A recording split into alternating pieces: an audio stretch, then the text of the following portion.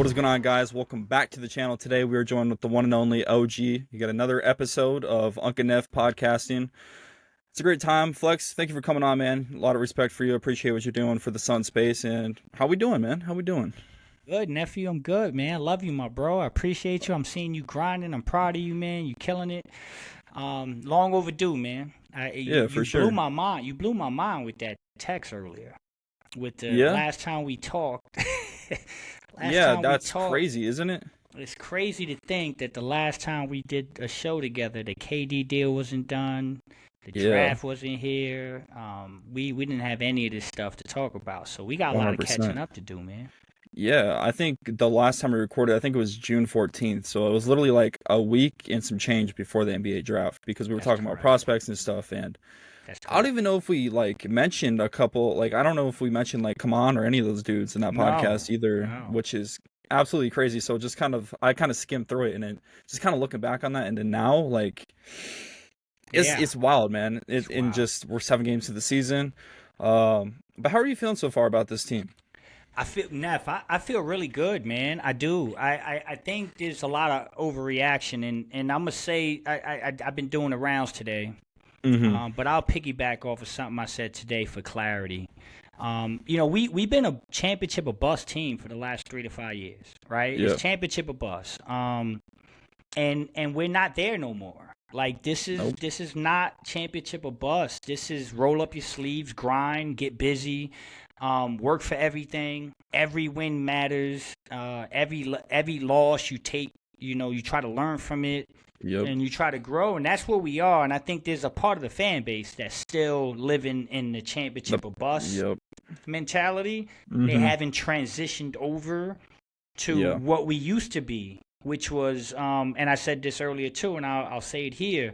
You see my hat, right? You see the hat? Yes, sir. I'm a God-fan man. Mm-hmm. Biblical times is BC, before Christ, and AD, Andio de Dios, right? And so I understand the times, and playfully, when I think about the Suns, there's an era where I call the BB Suns, right? And that's the before bubble Suns, right? Yep. And before the bubble, we were very much in the same spot we're in. We're very much with a superstar in book that was ready to conquer the world. Mm-hmm. But guys like Mikal Bridges and Cam Johnson and DeAndre Ayton that was slowly growing and progressing, and Book had to have the trust and the faith to sometimes take L's. Remember, we almost didn't get invited for people that need a little bit of a chronicalization, whatever you want to call it, of the Suns story, to chronicalize it. That's what, right? Yeah. They almost weren't invited to the bubble because there was a cutoff on wins. And so they almost didn't get invited. And it wasn't until a last minute change in thought and the Suns made the cut with, I think, 29 wins. Right? Yeah. I think the cut was 30 wins or more. They were at 29, and they were looking at standings and how far are you from first place. And then the league said, you know what, we're going to invite a couple more teams, and the Suns made the cut. I say all that to say, that was a 29-win team. That team right in the bubble was a 29-win team that people were ragging on and had problems with, and look what it became. And so that's what I think is going on right here, Nev. I'm sorry to be long-winded, but I feel really good about this basketball. We were here. Last podcast that we did was an hour and a half, man. It felt like it was 5 minutes. We had a convo after. This is great. This is what the people want. So that's right. Yeah, I 100% agree with you though. It's like a repeat of history in a weird way, and they just unveiled the Valley jerseys again, so it's almost like it's almost like we're rewinding the clock. But I know I recorded a couple videos, and I said I didn't have an expectation for this team. It's just about going into the season and taking what you can and seeing which guys can contribute to a championship contender. Flex, that's just that's what the premise of these next 2 seasons are, really. And a kind of a crazy thing, but we're literally 5 points away from being a top 3 seed in the NBA right now.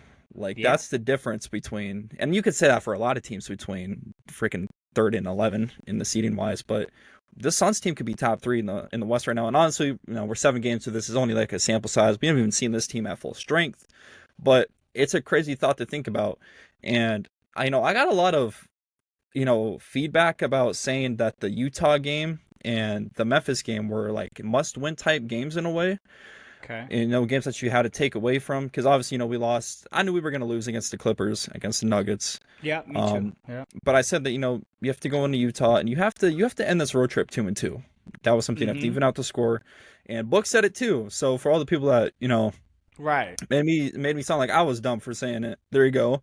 And of course, we had that Memphis game. It's just executing down the stretch is something that it's a young team too, right, Flex? Yeah. Like this is something that it's just going to be a learning curve, and it's slowly just. I mean, we're 7 games into it. We haven't seen the roster yet, but it's just something to like put in the big picture. Like we're only a handful of points away from being a top 3 team in the Western Conference.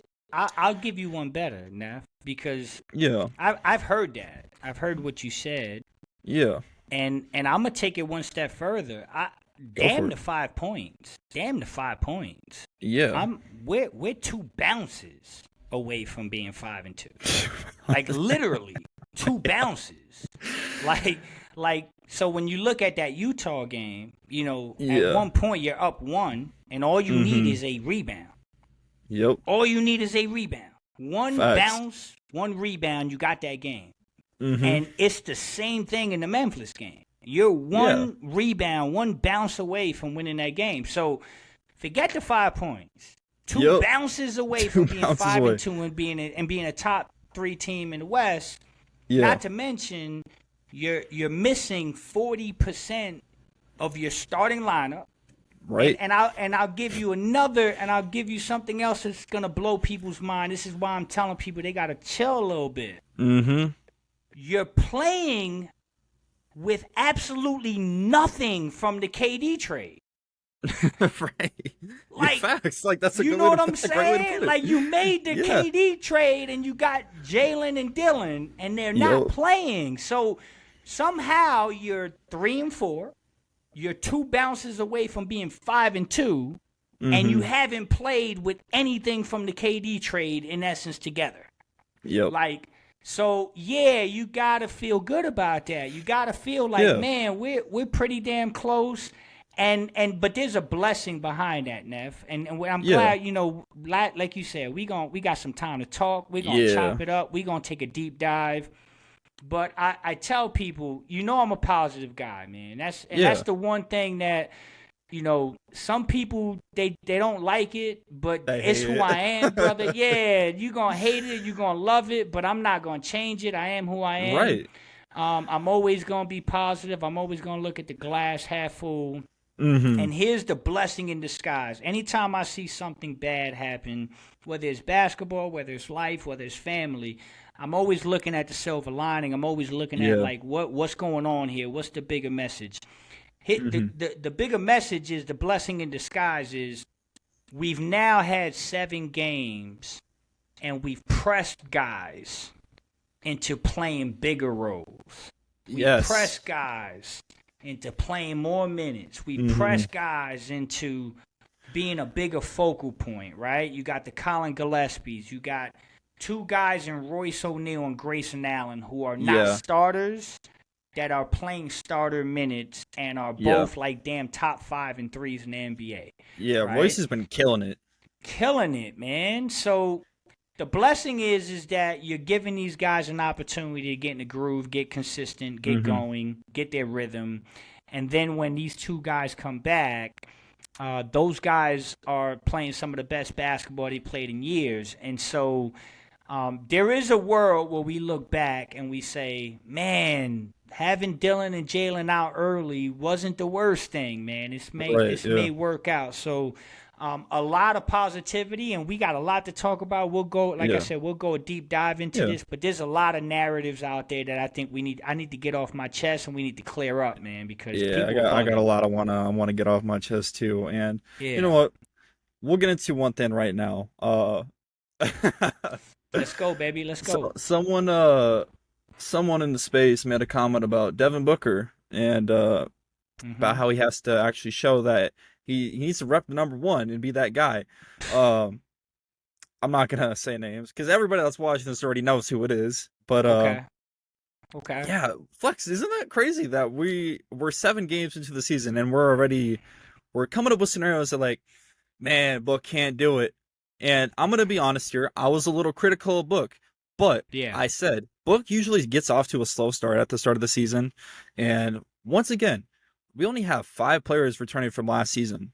That's it. New Right. coach, new everything. It's a new system, and Book is that guy, man. Like I'm tired of people like I'm tired of doing this shit every year. Like we've been doing this for 11 years now. Like that's the Mirage, man. And that's a nickname I'm gonna coin right now, the Mirage. That's what I'm trying to Mirage. The Mirage. I I like that. it. It rolls off a ton. It's good.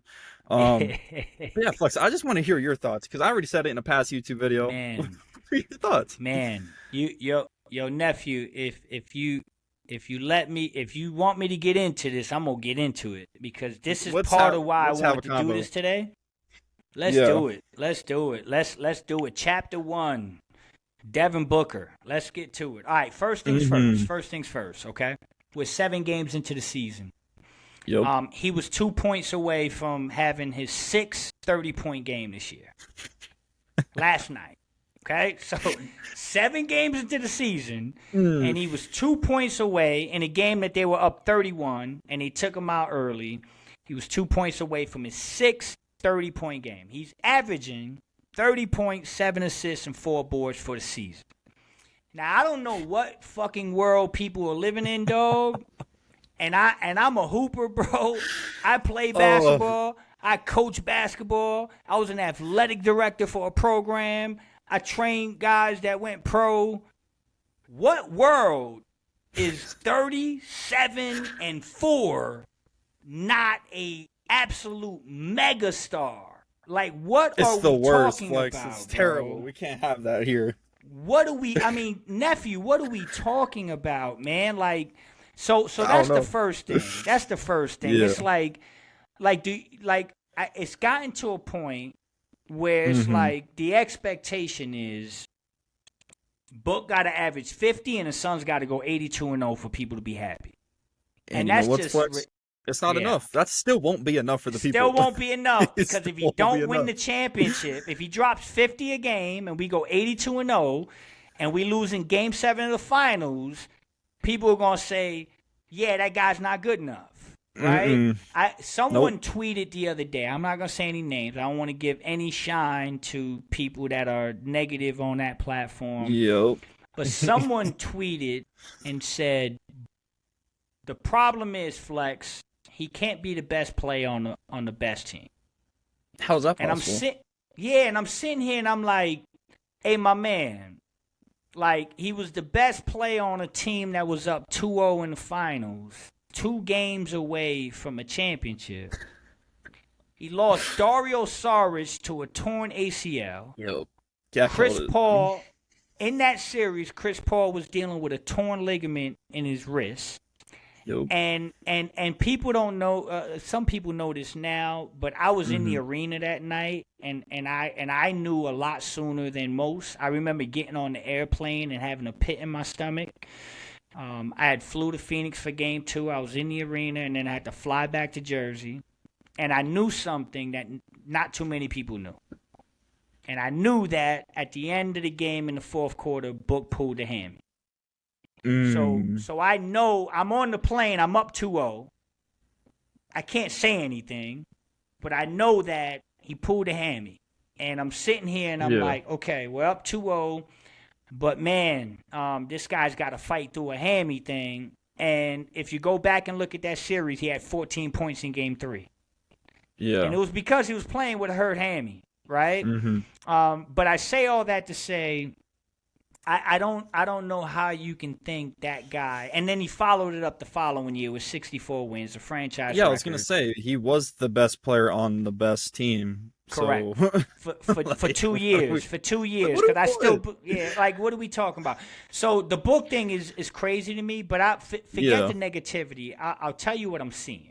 I'll tell you what I'm seeing, and I'll tell you this is the greatness of Devin Booker. This is why this is what people need to hear. Okay. First things first, Devin Booker is absolutely unequivocally a chameleon. Okay. Yes, that's a great way to put it. He is a chameleon. I say that, and I'm gonna take credit for it because I've heard some people say this on social media, but I actually said this a couple years ago when I was doing some shows with 𝐒𝐿𝐾𝐋. Yeah. And I think some people kind of piggybacked off that. But I had an NBA person in the league, a front office guy that I'm friends with, that literally, he's the one that should get the credit for chameleon. He told me, he said, around the league, we view Devin as a chameleon. He is one of the few guys in the league that will do whatever the team or the coach needs and adapt his game to fit whatever they need him to do. Yeah. Okay. And that's what he's doing. And in this role right now, Neff, people are saying, why is Book so passive? Why is Book not being aggressive? You know why? Book is going into every game saying, I got to get Colin going. I got to get Ryan going. I got to get Oso going. I got to get Royce and Grayson going, right? Because he understands that he's so damn good, they're going to blitz and double him until somebody makes him pay. It just opens up more for him. That's right. So yesterday was a perfect example of Book having trust in his teammates and saying, I'm not going to go against it, but when my teammates hit shots and they start to put it together, then y'all are in trouble because now I could be Killer Book. Now I could be the savage that you guys are asking for me to be, but I'm going to do it within the team format. I'm not just going to shoot over double and triple teams and take bad shots. So people don't appreciate Book. I think Book is playing some of the best basketball of his life, and I think he's leading these young guys, and I think he's looking at it the same way I'm saying it. Yeah. He's done this already. He had to do it with Mikal, Cam, and DA. Like, there was a time, Neff, where Mikal didn't make the fucking shots. Cam didn't make the shots. DA didn't finish at the rim. Like, that really happened. Yeah. And then they started to, and then we became the best team in basketball for a 2-year window. Unfortunately, we don't have a championship show for it, but that was the best team in the world for 2 years. And I think Book is doing the same thing right now, letting these guys grow, bringing them along, and when they get it, the league better watch out. And there's so much more to piggyback on when we get deeper into the roster construction. But we got a whole show to talk about that. Yeah, and you make a great point, and I think a lot of people forget this is how many people are on a basketball court? 5? It's 5 people, right? 5, yeah. 5 people. So it's not just Devin Booker out there. There's 4 other people. I feel like I have to say it like this because this is how people act on social media. They treat it as if it's just Devin Booker out there against 5 other people. That's right. And it's good 5 point. and 5. It's a Go team ahead, sport. nephew. Let them know. Speak your piece. Let them know. And as a suit, I mean, these guys have to cook too, man. If they cook, it opens up more for Book. And I feel like I don't have to really get into much more, but it's just it's insanity. And I've been having conversations like this since when Book made his first All-Star appearance. I was in 5th grade. I remember walking out of science class, and I was like, I screamed in the hallway. I was like, Book's an All-Star. And some kid was like, he doesn't deserve it, man. I lost it. And now here we are. Me and my son. It's funny you say this, man. This is great content. This is organic and straight up. None of this is scripted. We don't have a 100%. Script, guys. Just let y'all know we talking ball, okay? But yesterday, me and my son are talking, and we're talking about that very thing. We're talking about the whole All-Star thing. And I think the conversation was, I'll tell you what the conversation was. It started with, we were talking, I'm a sports connoisseur, right? So I digest and consume every sport. Baseball, football, basketball, hockey, soccer, whatever you want to talk about, I can talk about. It's always been that way. So we were talking baseball. And we're watching the World Series the other day, and it translated into a conversation we're having yesterday. And we're talking about a particular baseball player that I was questioning. I'm like, is this guy a Hall of Famer? Like, particular player. And then we started talking about guys that aren't in the Hall of Fame in baseball. And the guy I threw out was Don Mattingly, right? I grew up a Yankee fan. I don't know if you even know who Don Mattingly is. Maybe you do. I don't watch baseball. I'm going to be completely honest. Okay. All right. So Don Mattingly was a league MVP, has batting titles, plethora of all-star games. But he doesn't have 3,000 hits because at the end of his career, he ended up getting a back injury, and the last 5 years was rough, right? But for me, he's a sure ballot Hall of Famer in my opinion. He's one of the greatest Yankees. I put him right below Aaron Judge and Derek Jeter, or Derek Jeter and Aaron Judge in regards to Yankee greats in my lifetime, right? But he's not a Hall of Famer. So then the conversation went to Basketball Hall of Fame, and we were talking about the All-Star thing. And here's the reality: I'll say 2018. From 2018 to now, okay, Book should be an All-Star every year. Yeah, every year. I 100% agree. From 2018. The problem is the NBA All-Star games have become who's a good player on a team that's winning game. Yep. They should just change. They should just change the game's name. Like it's not the All-Star game anymore. It's who's a good player on a team that's currently playing good game. Yep. Because that's what it's become. But if it's truly an all-star game and your only agenda is to provide the fans the best players in the league, Devin Booker's an all-star every year. Okay? Yeah. There's no question about it. I agree with you. I'm right there with you. So like Book, I look at Book and, there was a stat the other day. He's one of 5 players to have 16,000 points, 3,500 assists, and 1,000 threes before the age of 29. There's only 4 people in the history of basketball who have ever done this. Did you see this? Do you know who these guys are? I remember. Okay. I don't remember who the guys were, but I did see the tweet. So there's only 4 guys that, again, 16,000 points, 3,500 assists, 1,000 threes before the age of 29. And the other 4 guys are Kobe Bryant, Tracy McGrady, James Harden, and LeBron James. So LeBron, Kobe, James Harden, and T-Mac. Okay? LeBron's a first ballot Hall of Famer. Kobe's a first ballot Hall of Famer. James is a first ballot Hall of Famer. T-Mac is a Hall of Famer. Okay? So what are we talking about, man? Like what the fuck, excuse my language, what the fuck are we talking about? Like I don't know. This guy is one of the best players you'll ever see in your lifetime. But yet people find a way to find something wrong with Devin Booker, and I'm like, man, y'all gotta chill, man. Yeah, it's absolutely. I just sit here and I just laugh and I chuckle to myself because I'm like, do people really think this way? Like, do they look at this product that Book is doing on the court and they're like, this dude isn't. He's not that guy. Like I find it he's been here for 11 years for a reason. Like, right. How many? Right. I don't know. It's such a flustering topic of conversation, but yeah, Book is. I'm gonna look straight into the camera when I say this. Book is one of them ones, and he is a sicko. Right. He's a killer, and he's gonna bring you hell every night. Like it's just. He is the greatest Phoenix Sun, and I've been watching the Suns now. Yeah. 30. Okay, let me do some math here. I've been watching the Suns for 38 years of my life. Okay. And I'm telling you, I show my age a little bit. I feel like I'm 26, but I'm 36. I'm 46. It's all in the mental. It's all in the mental, Flex. Yeah, nephew, I feel 26, baby. But, 38 years of watching this basketball team. And I'm telling you, there is no question. There's not even a debate for me. Devin Booker's the greatest Phoenix Sun ever. And I seen them all, man. I seen them all. Like, I seen Charles, I seen Nash, I seen Amari, I seen Sean. I even saw the guys before Charles, Kevin Johnson. And, I seen them all, man. And here's the crazy thing about it.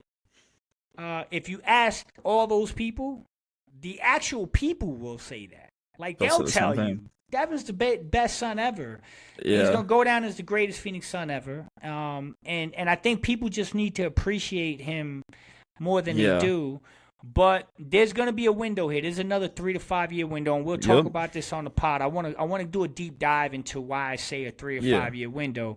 But there's another 3 to 5 year window where I think Devin Booker is going to have another crack at this and another chance to bring a championship to downtown Phoenix. And I think people are going to see once again how good and what a basketball savant Devin Booker is. And it's starting right now. Right now is the beginning of that window.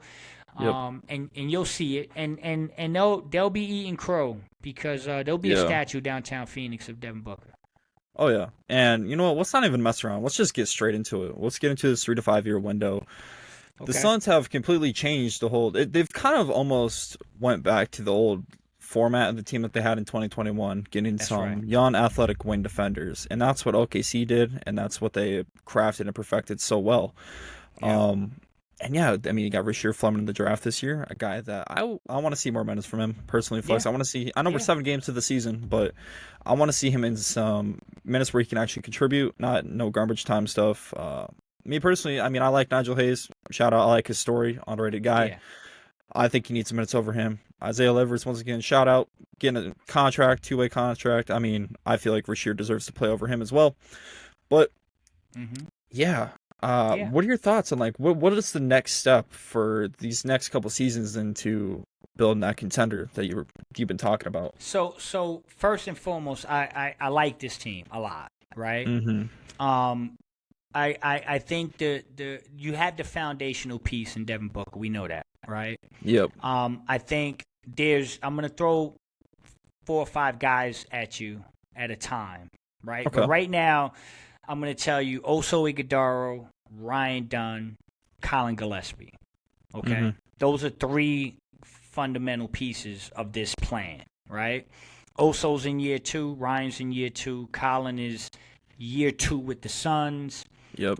But remember, Colin came in and had to fight for it. He was in the G League. He had to grind it out. He was on buses. He wasn't a guy that just came in and got handed minutes, right? Right. So you got those 3 guys. And then you add a Mark Williams into that equation, who's a young up-and-coming center that I think could be a top 10 center in this league, right? So you got those 4 core pieces, and I haven't even mentioned my brother Jalen Green or Dillon Brooks. I haven't even mentioned them, right? Haven't even talked about them. We haven't even talked about them. So now there's 6 guys that are fundamental pieces along with Devin Booker, right? Yep. That's why Malawach and Fleming and Brea aren't playing. Right. I see how people are saying Livers and Nigel Hayes-Davis, how are they playing over Rasheer? Yeah. It's really not that. It's Ryan Dunn, it's Dillon Brooks, it's the other guys that are pushing them back. Yeah. But that's why I think we're going to be okay, and this is why I think this 3 to 5 year window is important. I'll give you another analogy that I used earlier, right? As a basketball coach, and as a father, nephew, as a coach and a father, I'm going to say this. The worst thing you can do is give one of your players or your child something they don't deserve yet, and then watch them crash and burn. Yeah. Right? No, that's fair. You get what I'm saying? So that's a fair opinion. These guys are 7 games into their NBA career, and there's good guys ahead of them. And I do think they're going to get minutes. I do think they're going to slowly but surely progress. Yeah, but I'm okay with waiting it out. Like, I remember Steve Nash waiting it out. Like, people don't. Let's go back memory lane. I was in high school. That's my high school class, 1996. Okay, that was probably the prime of my basketball, right? And I remember sitting at home in the New York, New Jersey area. I had connections with Stephon Marbury. He was in that draft. I knew Steph's brothers from Brooklyn, Coney Island, shout out, right? So I'm watching that draft, and I'm saying, where's Steph going? Where's my bro Steph going, right? And then with the 15th pick, this kid from Santa Clara gets picked, Steve Nash. And I'm saying, that don't make sense. That doesn't make sense. We got Kevin Johnson and Jason Kidd. Where the hell is this kid going to play? And guess what? He didn't. He barely played, got sporadic minutes, a couple years had to go through the grind. And the Phoenix Suns basically looked at him and said, bro, you're not going to play over any of these dudes. we're going to send you away. We're going to trade you. We're going to send you to Dallas. You got to work on your game. Go work with this guy named Dirk Nowitzki and figure it out, right? Yeah. And he did that. And then he came back and became 2-time MVP Steve Nash, right? So there's nothing wrong with taking time with these guys. Now, the counter argument, nephew, is you want to play him? You want to play him right now? If you want to play him right now, then you got to look at Josh Jackson. You got to look at Marquise Chris. You got to look at Dragan Bender. Because that's what happens when you play promising rookies and just throw them out in the fire if they're not ready. They can lose confidence. The worst thing you can do to a basketball player is put them in a situation to lose their confidence because they're egomaniacs. In order to get to the NBA, you have to be incredibly talented, and you have to believe that you are the best in the world, right? And when you go out there and you fail that much, your psychology kicks in. And psychologically, you start to question, you start to have doubts. So I am totally on board and okay with them taking their time with the young guys. And to the 3 to 5 year window thing, I think this team is going to be very competitive with the players that I mentioned before. And the beautiful thing is that while these guys are getting better and this team is improving and this team is going to be a hell of a team to face when they get healthy and more continuity, they got 3 young guys that still have a world of potential to now implement down the road when they're ready. And that's why I think the Suns are dealing with a tremendous situation that they can't fumble, Neff. They can't fumble this. They got to 100%, do it right. Yeah, and like I said, I 100% agree. And the best thing about, talking about hoops and basketball is everybody is like a snowflake. You can have your own opinions. It's okay. It's okay to have your own opinions. And that just goes for everything else in the world too. But yeah, I mean, I agree with you, Flex.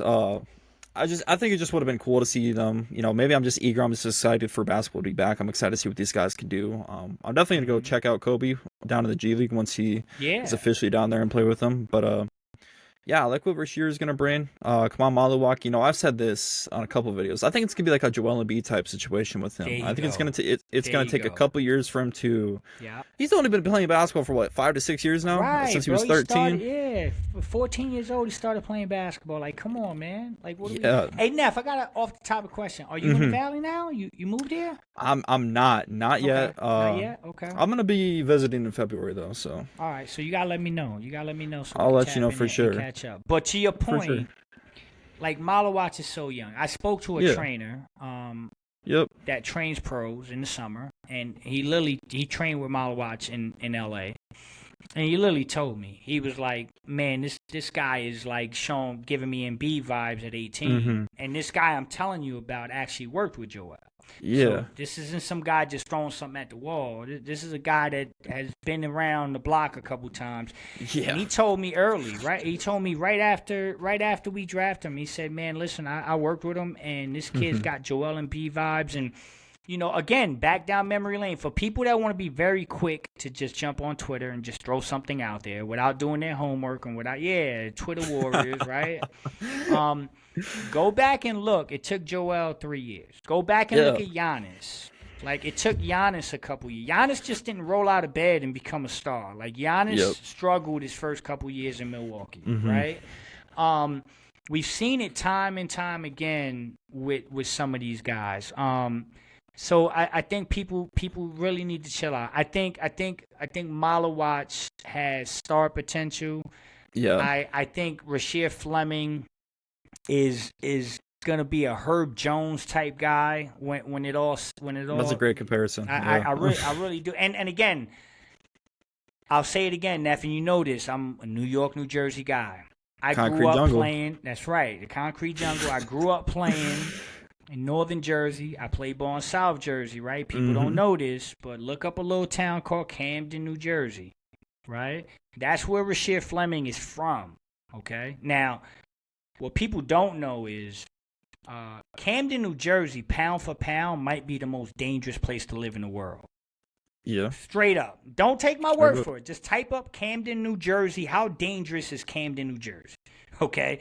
And at one point, Camden, New Jersey was like the top the most dangerous city in the United States of America to live in, and it's a small little town. But there's a guy that I hooped with, by the name of DeJuan Wagner. Okay, DJ Wagner's father. DeJuan Wagner scored 100 points in a high school game. He was a first-round pick by the Cleveland Cavaliers, and his career was cut short because he kept missing games. Do you know about DeJuan? I haven't heard DeJuan. I know DJ though. Okay, you know DJ. So DJ's dad. Little before my time. That's right. No, a lot before your time. So that's why I'm saying I want to be respectful of the time frame because I know 100%, you're young, right? We're good. I'm here. But I'm here. Yeah, this is just a little education here. So yeah. So DeJuan was one of the best guards I've ever seen in my life. DeJuan Wagner was incredible. Look him up. Again, first-round pick, went to Memphis, first-round pick by the Cavaliers, was supposed to be a megastar. I equate him to Derrick Rose before Derrick Rose. Like, that's how good he was, okay? But he came into the league, he started having some issues, and he started missing games. And he was missing games for a stomachache. Like, and again, you got to understand, there's a personal connection. So I know the stories. I know what he's going through, right? 100%. And I see people bashing him in the media, and I'm like, man, DeJuan don't deserve this. But here's what ended up happening. DeJuan Wagner ended up having a very serious intestinal issue and had to have surgery on his intestines. And it ultimately cost him his career, okay? But DeJuan is a god in Camden. Now, Rasheed Fleming is from Camden. To survive the streets of Camden is a miracle in itself, okay? Yeah. To make it to the NBA and do what he's done tells me everything you need to know about Rasheed Fleming. But because he's a Camden kid and because I know a lot of the coaches and the people in that community, I've always had a close tab on Rasheed. Rasheed is incredible. Rasheed is going to be fantastic. Rasheed is going to be a star. Rasheed is going to be a guy that we are going to love for a long time in Phoenix. Yeah. But you got to give him time. Let him play. Devin Booker didn't play till he was 30 games in. That is facts. That's a fact. And I actually was at Book's first game. Book's first game Book started was in Philadelphia, and I sat courtside. I actually sat right next to Joel Embiid's mother and father at that game. That's crazy. Straight up. And Joel wasn't even in that game because Joel was still not Joel. The process. So, that's right, the process, right? So it took Book time. So give these guys some time. I think around the 30, 40 game mark, you know, you may start to see an opportunity where these guys can get some burn. Yeah. But it's like having 3 first-round picks that are red shirts. It is. 100%. Right? Because, I mean, even though Rasheed was a second-round pick, I mean, he was a guy I thought of the top 20. Oh, he was a top. Absolutely insane. I had him 20th. I had him 20th. I did too. Board. I had him going super high. So the fact that he fell and the Suns were able to move up and get the first pick in the second round, like that was something that I was like, I jumped for joy. Flex, like that was a blessing. Yeah, I mean, I love Rasheed. So him coming, I was excited. Great guy. I love his family too. Yeah, great family. Rasheed's a great kid. Great young man. Sorry. Yes, sir. But yeah, no, to the point with Joel Embiid thing, like, yeah, it's gonna be a couple years for Man to finally put it together, and there's already there's not really much that has to really be worked on structure wise for his game. It's just kind of putting it together. Like the jump shot there, that's all there. He has all the tools. It's just all the tools. Becoming, what's the word I'm looking for? Whole, I guess. Just being whole, just becoming man. Just becoming man. I guess I don't know how to put it.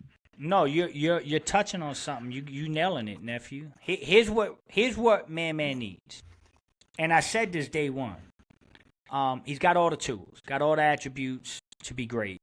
Yeah. What he doesn't have right now is 15 to 20 pounds of NBA muscle. That's true. That is one thing. Okay? I mean, we saw. Did you see the one picture of him at the Yeah. From the difference from summer league to now. Yeah, what did he put on, like 10 pounds? 10, 15 pounds? Right.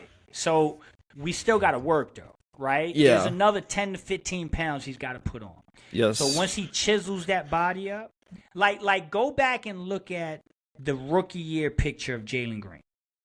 Yeah. I'm telling you, people listening, don't just listen, guys. Do a little homework. Go back, type up Jalen Green rookie picture, and look at his media day picture now. Right? Night and day. Do the same thing for Ryan Dunn and 𝐒𝐿. Both those guys Oso transformed. Jacked, man. Correct. They transformed their bodies within 1 year. That's what Man's missing. Man is missing the NBA training and conditioning program that he's getting right now. And I expect when he gets that and he loses some of the baby fat, honestly, he's still 18, 19 years old. He's still getting some of that. You got to turn that into muscle. He's gonna be a nightmare. And then again, the last thing I'll say is if you really don't believe what I'm saying, damn it, look at a picture of Giannis his rookie year. The dude was a twig. The dude was a twig, and Giannis looks like, a Greek god right now, right? Yeah, crazy. So the transformation is real, and I think that's what the Suns are doing a good job of, is saying we got to get you physically prepared. And when you do, all the skill will catch up. And so, man, I feel great about this team, nephew. I really do, man. We got a lot to talk about, man. And one thing I wanted to point on, like I mentioned that, we're sharing them not getting minutes yet. It's almost refreshing to see like how many options we have now. Like That's right. We have so many things we can do with these guys that we have now. The past couple of years we've been kind of limited in a way. And it's not really Kevin or Brad's fault. It's just kind of how we put the team together. And everybody will blame Kevin and Brad for the past 2 seasons, and it's not on them, guys. It's not on those guys. Shout out to Brad. I wish the best for him. I was very sad to hear about what incident happened with him and his family up in Phoenix. I don't know if did you hear about this? I was sad. At the arena? I was actually around when it happened. It's terrible. Like, it's terrible. People treating his family. I mean, his family's not comfortable at games and disrespecting his wife. Terrible. And his kids. It should never get to that point. It should never get to that point. These guys are pros. They're real people, man. They are real people. They get up in the morning. They brush their teeth just like us. They eat breakfast just like us. They have feelings and emotions. So it's terrible. And to your point, that was roster construction. That was bad. Just across the board, building a team around those players and those characters. And so there's no one to point the blame at. That was a collective mess up across the board. But now they're moving in a different direction. And I'm gonna ask you this, nephew. I want you to answer this question, because I think this is going to be an interesting exercise for your fan base that listens and people that want to be educated on basketball. Okay. So my question to you is this. Who is unequivocally the second best player on this Phoenix Suns team right now? Oof. I mean, unequivocally? Unequivocally. Honestly, you could throw Dylan Brooks into the conversation, but fair. It's honestly Jalen Green. Okay. So hold on. Let's keep playing. Let's keep playing this game. So you said Jalen Green. Yep. You said Dylan Brooks. Yep. Now, neither one of them has played. So who's been the second best player of the guys that's played? It's got to be the exciting whites, Colin Gillespie. Could be Colin Gillespie, right? I bet people could make an argument for Grayson Allen. Yeah. I bet people can make an argument for Mark Williams. Right? Yeah, Mark too. Yeah, like there's just like that's the options, Flex. We have options. There's the basketball exercise, right? When you can't unequivocally name the second best player, and you're throwing 4 or 5. That's right. You're throwing 4 or 5 names out there. You know what that screams? That screams shit ton of potential. That screams, oh God, this team is deep. And so, when you think about that and you say, okay, Devin's the best player, but you got 5, 6, 7 guys that on any given night could be your second best player. And even if they're not your second best player, if they're your third best or fourth best player, you're in a great spot. Yeah. And that's what I want people to see during these games now. I want you to see, like, do you watch football, Neff? I'm a Giants fan. Okay.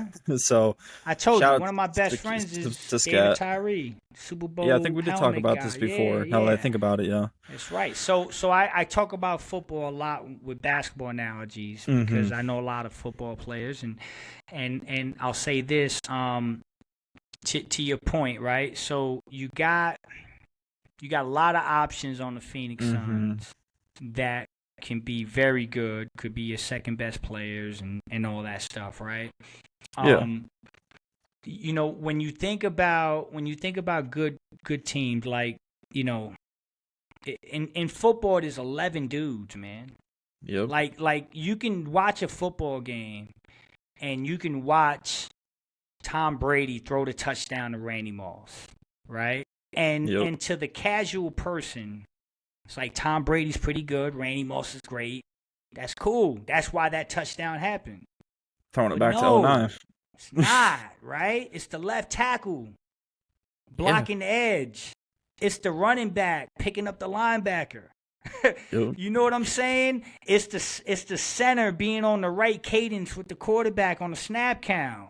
It's the wide receiver that blocked in coverage. It's the guy. This is what I'm saying. Like, we gotta stop. It's the moving parts that make the machine move. That's what makes the machine run. That's right. So the Phoenix Suns, Devin Booker is out there working. Yep. But all these guys are doing little things right now over this 7-game span to put their imprint on this basketball team. And to have a good basketball team, you got to have a 8, 9, 10-man roster, and you got to be deep. And these guys have to be able to do all the little things, man. And we're watching it happen right in front of us, and people are still finding a way to find something wrong about this. And it's just blowing my mind. Like, we're one game. If we win tomorrow, Neff, if we beat Golden State tomorrow, we are 4-4, and we're 500 through 8 games, and we haven't played our full team yet. It's crazy. 1 + 1 = 2, brother. And 4-4 tells me you're a 500 basketball team. Yep. And if you project that over a season, you're talking about a 40-win basketball team that can potentially get into the playoffs and do some things. So, I'm excited, man. I love what we're doing. I love what Jordan Knott's doing. And again, a lot of stuff to discuss, brother. It's gonna be fun. Yeah. And like what I'm gonna steal a quote from Kevin Durant here from the Starting Five Netflix series, but he said that he can't be the only one driving the bus cross country. You gotta have Gotta have some other drivers. Gotta have some other people drive the bus. But that's a great point. That's a great point. We've talked about the next 3 to 5 years for the Phoenix Suns. Let's talk about the now. Let's talk about this season. Let's get into it. When you're looking at this roster, you're looking at February. What do you think you're the source dude here in the Suns community. What do you think the Suns are looking for, and what's the angle going into the trade deadline, and then even this offseason, what's the move? All right, so I'm gonna tell you something. And we'll get into this. And I'm not trying to put myself on any of these levels. I am who I am, man. Yeah. And some people love it, some people hate it, but I'm gonna speak what I know. Say what I mean what I say. Okay. Yep. One of my followers tweeted me the other day because Shams went on the show, and he said something. And one of my followers, who rightfully heard me say it back in June, was like, "Hey, Flex, I heard you say this back in June." I said in June. I did a show. I can't remember who it was with, but I was like, "Yeah, right." So I was like, back in June, I said, "Listen, 3 guys to watch: LeBron, Giannis, Trae Young." Okay. I'm telling you right now, all 3 of those guys should be heavily monitored and watched. And when I say all 3 of those guys, I'm telling you from a Suns perspective, there's possibilities for all 3 of them. Can I throw a name in there? Yeah, go ahead. Ja? What about Ja Morant? Yeah. I gotta ask that too. All right, so I will tell you this: I do think Ja Morant's gonna get traded. Yep. I don't know that Ja. How do I say this without being? I don't know that Ja is a guy that you want necessarily with this team in this locker room. Ja's an interesting individual. And I think he gets a bad rap. I don't think he's a bad kid. Like, listen, I know people that know Ja personally. Yeah. Okay. My daughter lives in South Carolina. Ja's from South Carolina.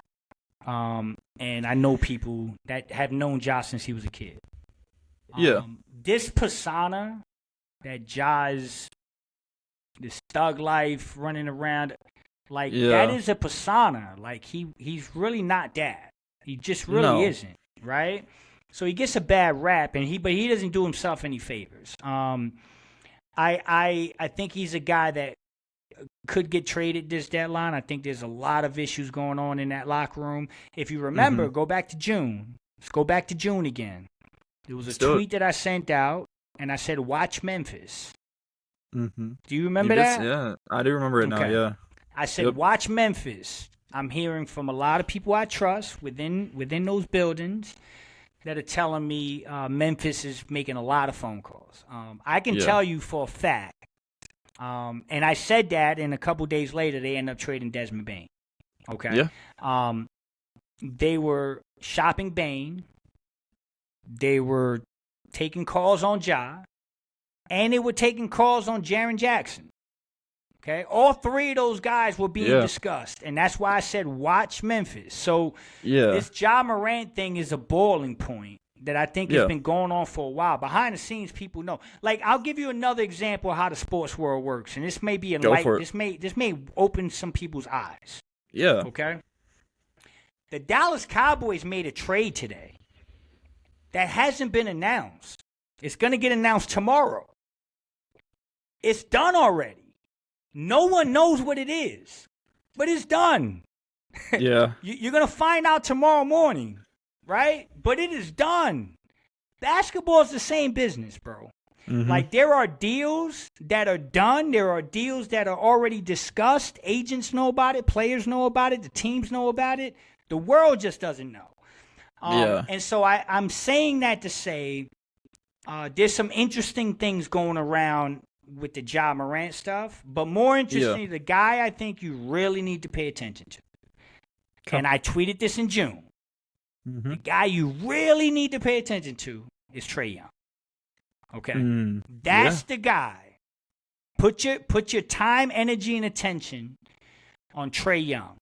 The problem is that I'm looking at this basketball team, and there's a part of me that's saying, don't do anything. And I'm not saying the Suns are, no one take me, I don't want anybody thinking Flex is saying the Suns are going to try to get this person, that person, that person. Yep. That's not what I'm saying.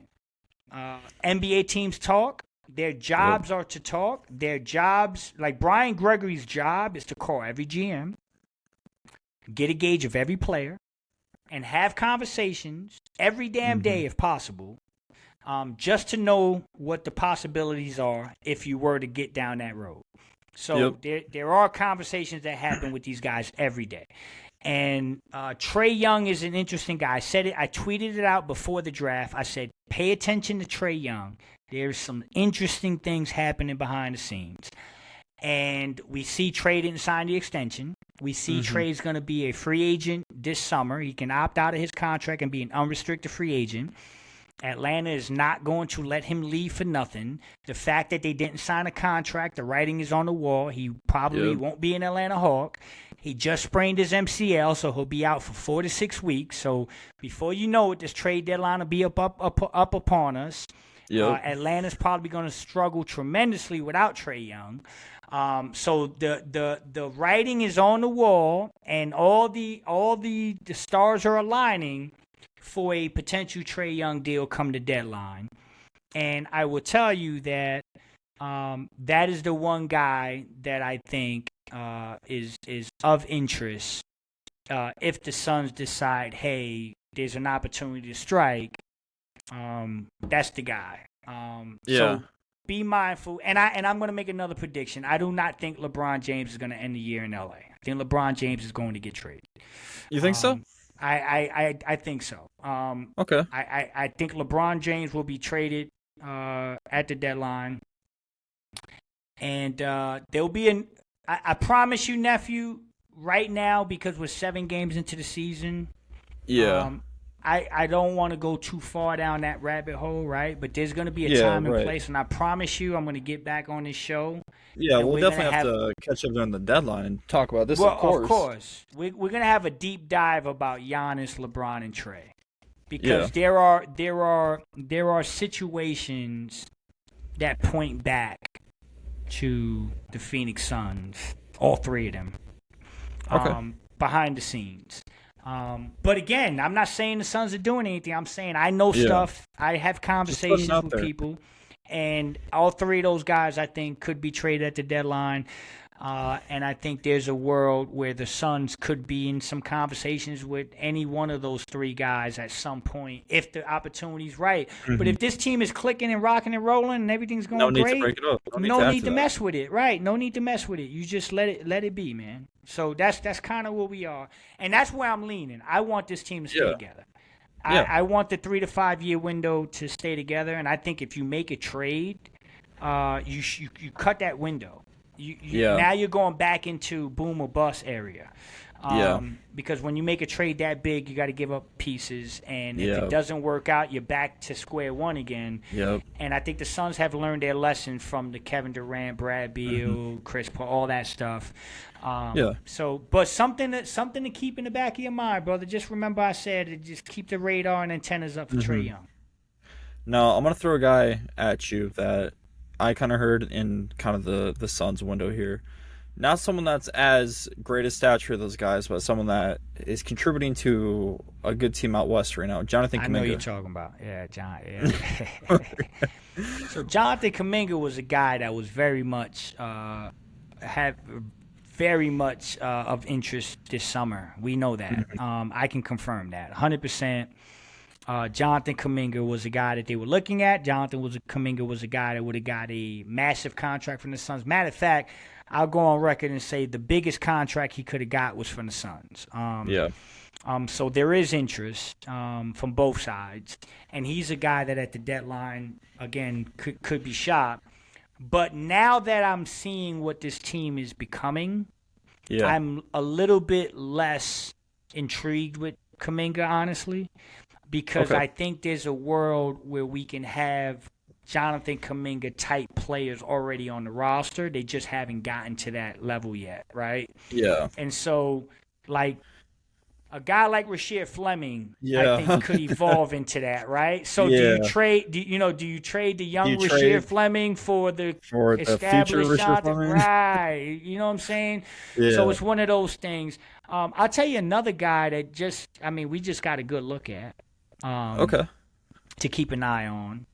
And this is just in general. When I say keep a look at these guys, I'm telling you, these guys are guys that I think could be moved at the deadline, that I've heard behind the scenes have had conversations about being moved. And, in some way, shape, or form, there could be a world where the Suns could pick up a phone and be like, hey, let's talk about this. Lauri Markkanen. Oh, okay, Lauri. That's a guy that's Lauri. Yeah, Lauri Markkanen is a guy that you have to monitor, and we just, you just saw what he can do. We just saw 2 games of what the guy can do. Lauri's an intriguing guy. Happened to go to U of A too, so he's got Arizona connections and ties. So there's a lot of moving and shaking and moving that could happen at this deadline. I do right now. I'm leaning towards don't do anything, man. Let this team grow. See what they got. But there will be opportunities, I think, at the deadline where, let's say the Suns are. Let's say the Suns are 500 and in the playoff mix at the deadline. And any one of those 5 guys are available, right? You have to think about it. So I'll give you the LeBron scenario. Go for it. Okay. And again, this is just me talking, right? I'll give you the LeBron scenario. So he opted out. He decided not to sign an extension or opt into his current deal, which makes him a free agent at the end of the season, right? That's number one. He's never done that in his life. LeBron has never not opted into that year or renegotiated an extension. So this is the first time that he's doing this, aside from obviously when he was a free agent, he left to Miami, right? But he typically doesn't do that. So that's the first thing. Number 2, his age. Okay, we know, and so right now, if you're the Lakers, here's what you're staring at. LeBron's 41. I think 41. Yeah. Okay, so you're looking at 41-year-old LeBron James, right? Who's probably got one more year left in him. He may come back for a farewell tour next year, right? But if you don't trade him at the deadline, So you lose him for nothing. You lose him for nothing. You lose LeBron James for absolutely nothing. Mm-hmm. There's a world where a 41-year-old LeBron James goes to the Lakers at the deadline and says, "This is where I want to go. This is where I want to go." Period. End of discussion. By the way, LeBron has a no trade clause, so you just can't trade him anywhere, right? That's another part of it. You just can't trade him anywhere. He's only player now, right?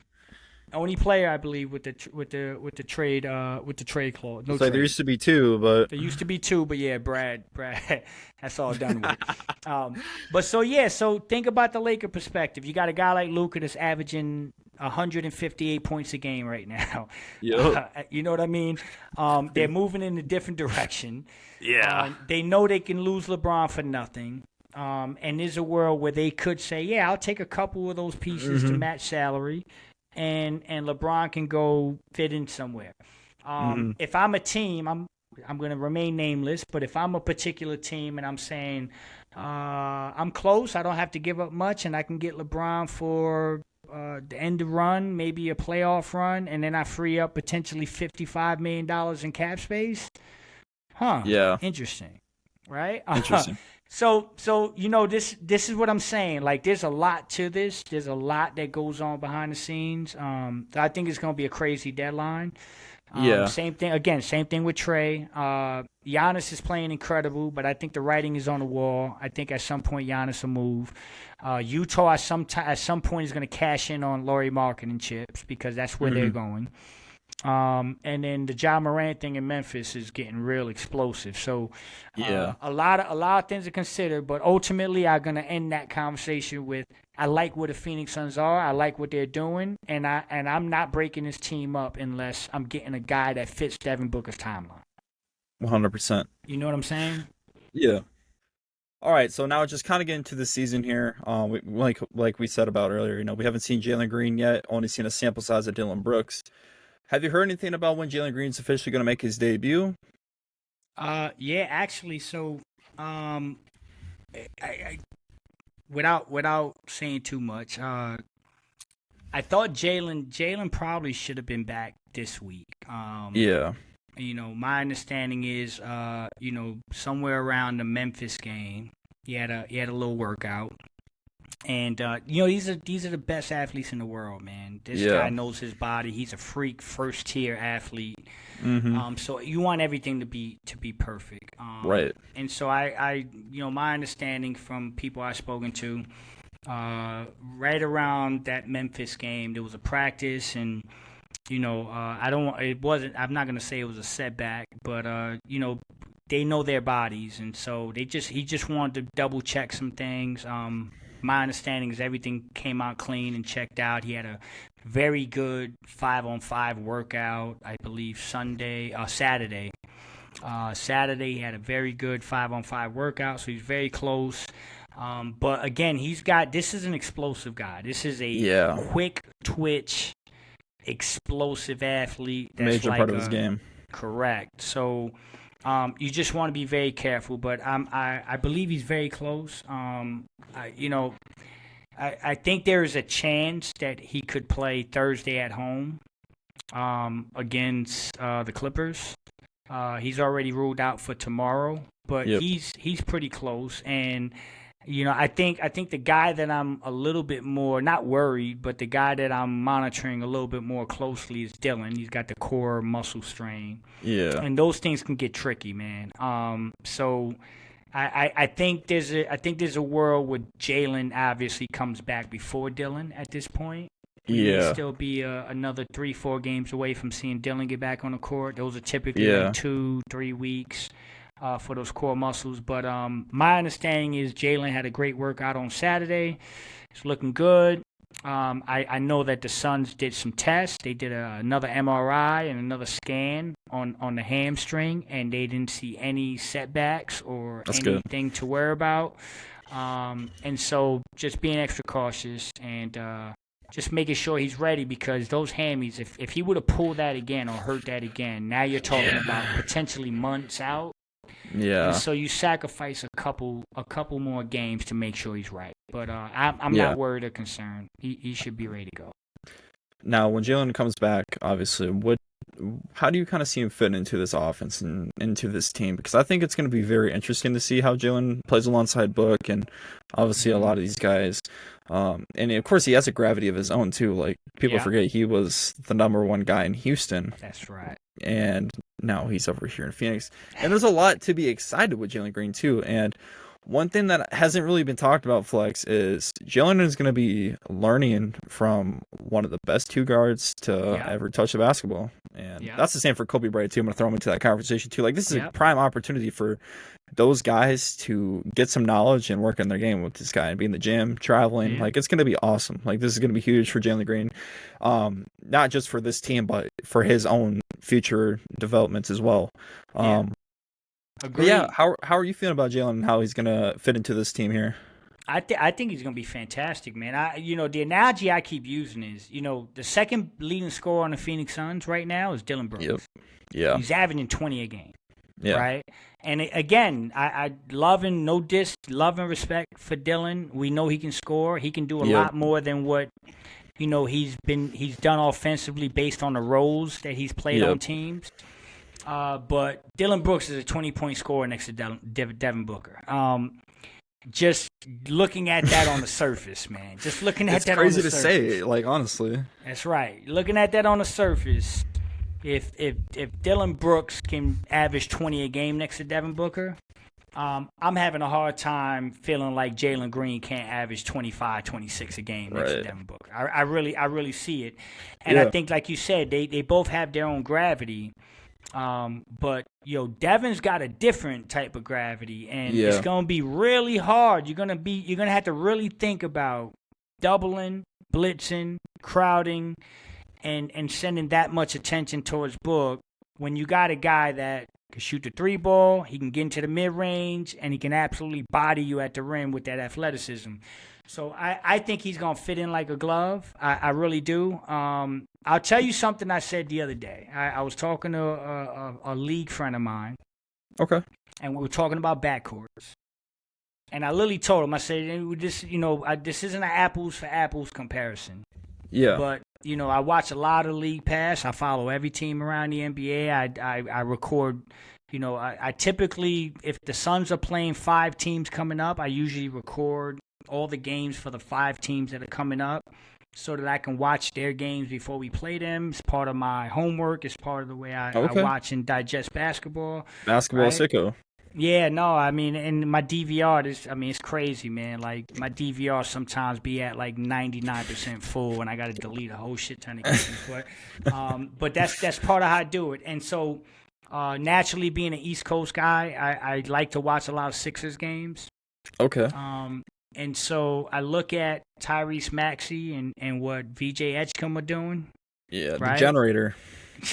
Those guys are hooping, bro. Those guys are hooping.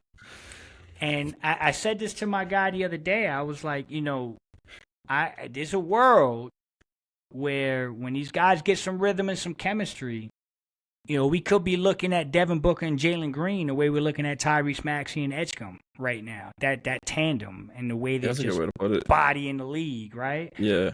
We know Book is 30 points. Now Book's averaging 30 points, 7 assists, and 4 boards. So we know what Book brings.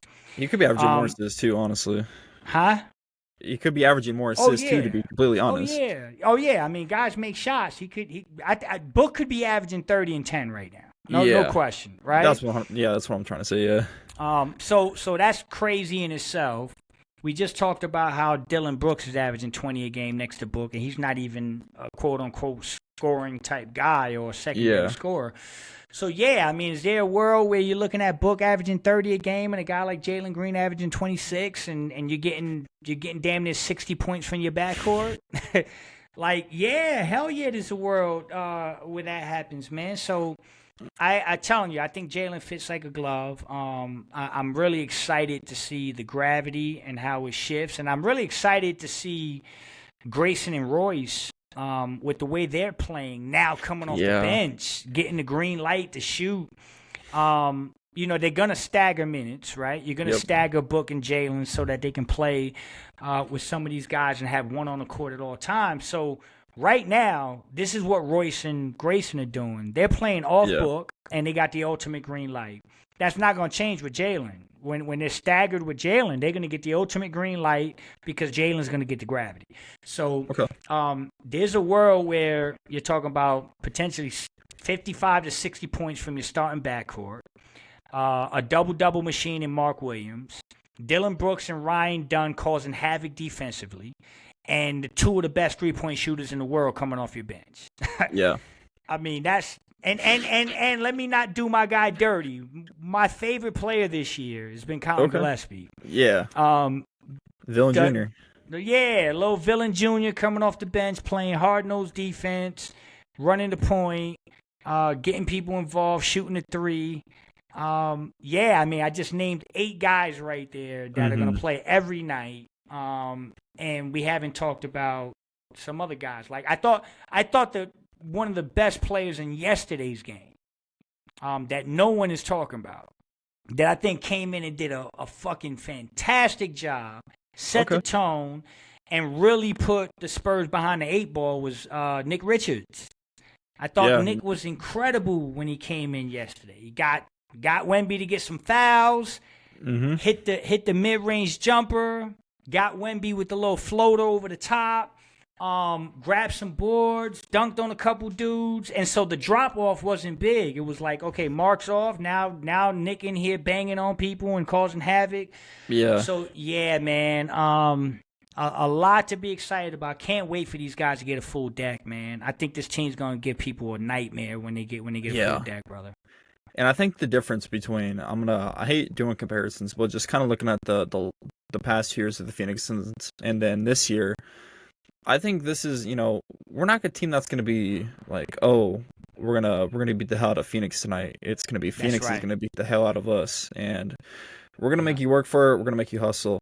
But why this might be kind of a curveball of a question, but when you look at the offense and seeing how it kind of played out the past 2 years and then looking at what it could be this year, what do you think will work better? And why do you think I guess the past 2 years didn't work as well compared to what we could be seeing?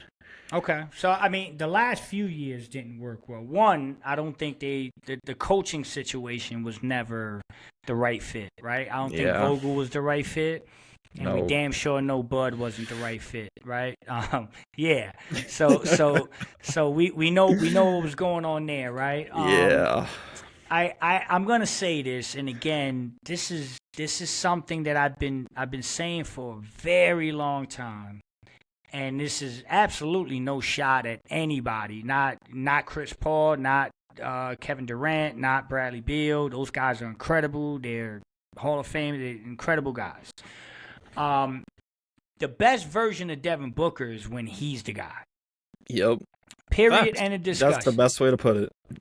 When Devin is the guy, Devin is a leader of men. Devin is the best version of himself when he is the guy that is the focal point, not deferring, doesn't have to look over his shoulder. He's one of those individuals that I think the best version of Devin is when he's surrounded by role players, not superstars. And that's because he is a superstar. And when he plays with superstars, there's a natural inclination to defer a little bit, especially when you're playing with your idol and Kevin Durant. Yeah, facts. And guys that you respect like Chris Paul. So I think that's the difference. I think the difference is allowing Devin Booker to be the best version of himself, which is a guy that leads. Like that finals team, like you got to remember, Book built that team. Like Chris came in and he was a final piece. But here's what I'll tell you. This goes right into the conversation we're talking about. Lay it on me. So we talked about the pre-bubble. We talked about the before the bubble stuff, right? So now Book during that time he's grooming DeAndre Ayton. He's grooming Mikal Bridges. He's grooming Cam Johnson. He's building that team. He's getting them the confidence. They're looking up to him. Yep. Right? The difference with Chris Paul was that Chris Paul didn't subtract from that. He added. Chris Paul's not a guy that's going to take shots. Chris Paul's a guy that's going to give more shots. Yes. Right?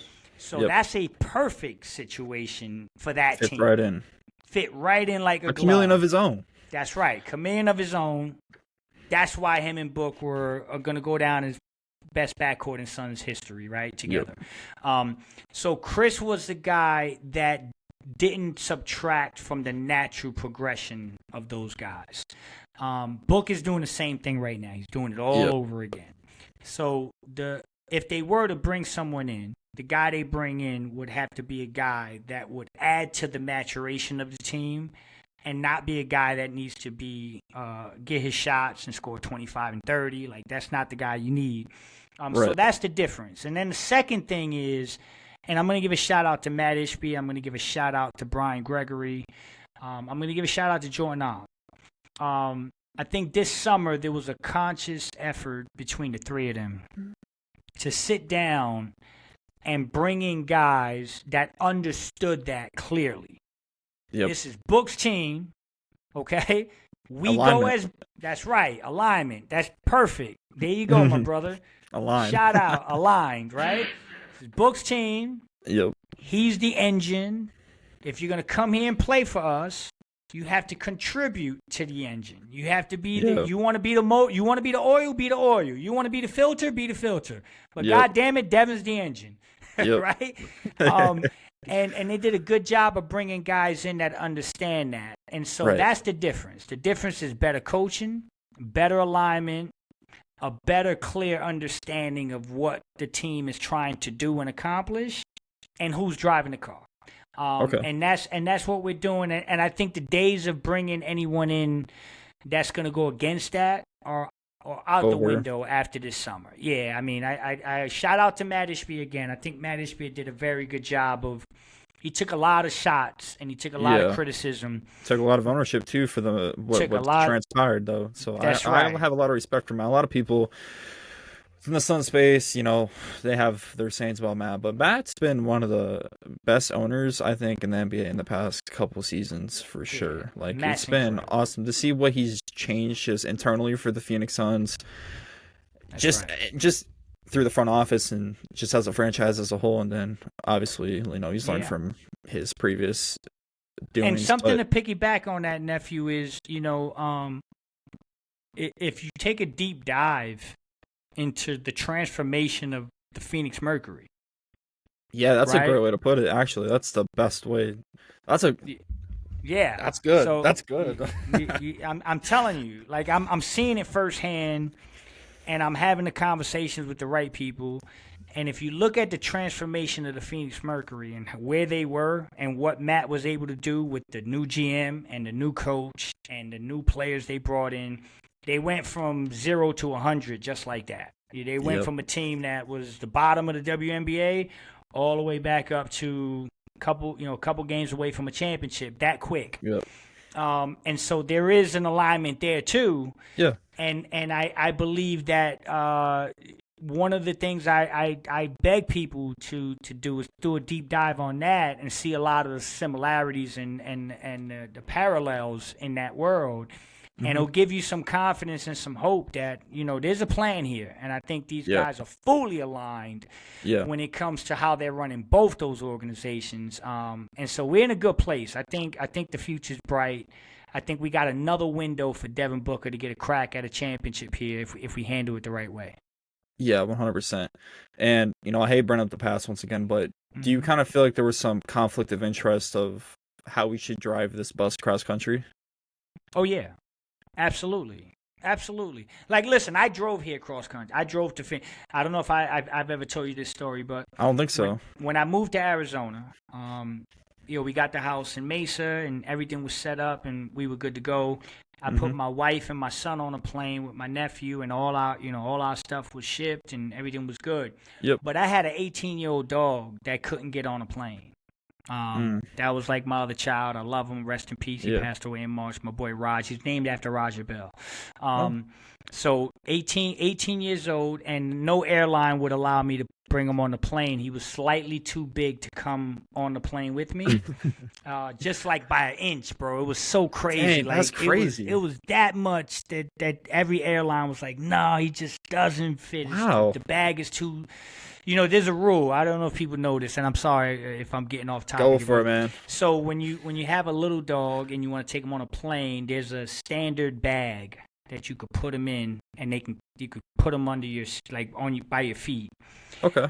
The airline has a new rule that says the dog has to be able to turn around, do a 360 in the bag. Yeah, I learned all this during this process. So What? the dog doesn't only have to fit in the bag. The dog has to be able to prove to the airlines that he has enough space. Acts. He has to be able to go in circles, right? So unfortunately, my dog, with the size of the bag, was just slightly too big to be able to do full turn. So no airline would approve him getting on the plane, and he was too old to go under the plane, which I would never do. I would never put my dog in the cargo. So I was in a conundrum. And I swear to God, this is a true story. I know a lot of people in the sports world. I got a lot of connections, a lot of friends that are athletes, and I was literally on the phone trying to get a private jet. I was literally like talking to them like, which one of y'all can get me on a private jet with this dog just to get me to Phoenix? I came close, but then I realized, man, it's a lot of money to do that, and I didn't want to put that on my athlete friends that were generous. So I was like, nah, I'm not going to do that. I appreciate the generosity, but nah, I'm not going to do that, man. So I looked at trains. I looked at every possible means of transportation to get this dog here with me. And the last resort was, I got to drive with this fucking guy 40 hours. So I literally, I literally jumped in my car with my dog. My family was already en route in the air. And I had to drive 40 hours from New Jersey to Mesa, Arizona. That's crazy. But the point I'm trying to make is, to your point about the bus driving, the cross-country trip, and your point about what Kevin Durant said, which was money on the Netflix, I couldn't do it alone. No way, right? So my dear brother Carlos said, you know what, little bro, I'm not going to let you do that alone. I'm going to thug it out with you. I'll go with you, and we'll do 12-hour shifts. You drive 12, I drive 12. You drive 12, I drive 12. We're there, right? And we didn't stop, bro. We didn't stop. We actually did not stop. We went the whole way. I mean, we stopped for gas and for the dog to do his business and eat a little bit.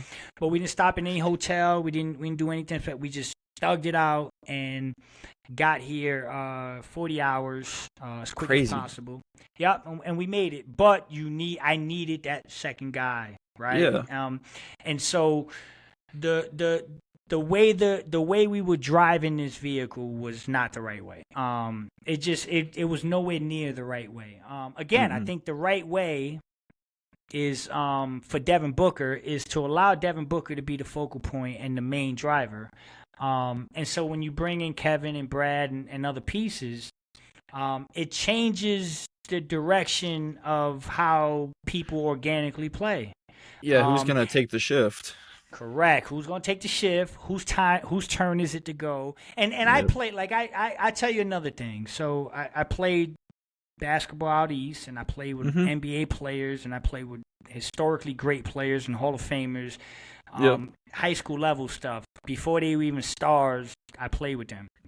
And there were a lot of times where we played games, and we were so good that there was a you go, I go type of thing, right? That's really what it was. We were so good that it's like, okay, it's your go. You cook. And we're just going to sit around and stand around and watch you cook. And if you don't got it, then you come to me, and I'm going to try to cook. And we lost a lot of games that way. We were the best team. We have all the talent.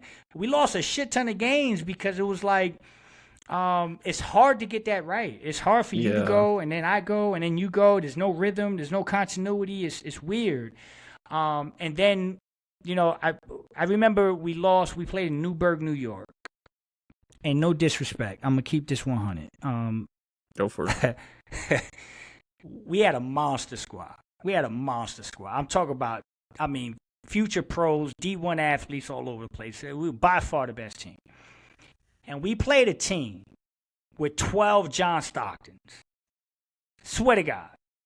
Swear to God. Shout out Stockton. Shout out to John Stockton. We played this team in a championship game in Newburgh, New York. And literally when we saw them in the championship game, we started laughing. We're like, there's no way these 12 little white dudes.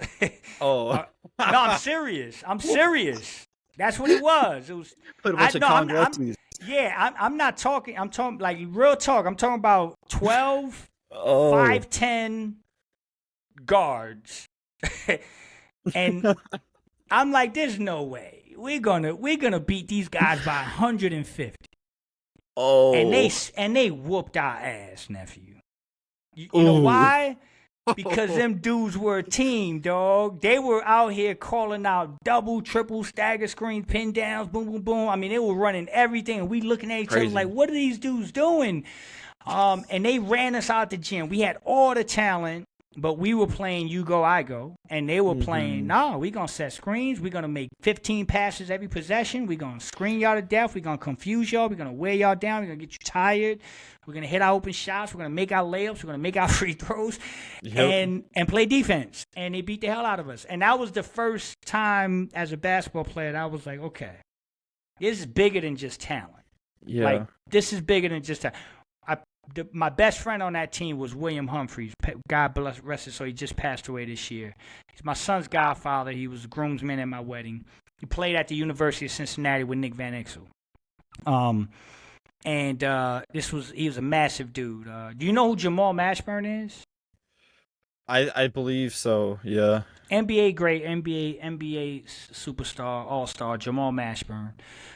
Played at Kentucky, first round pick.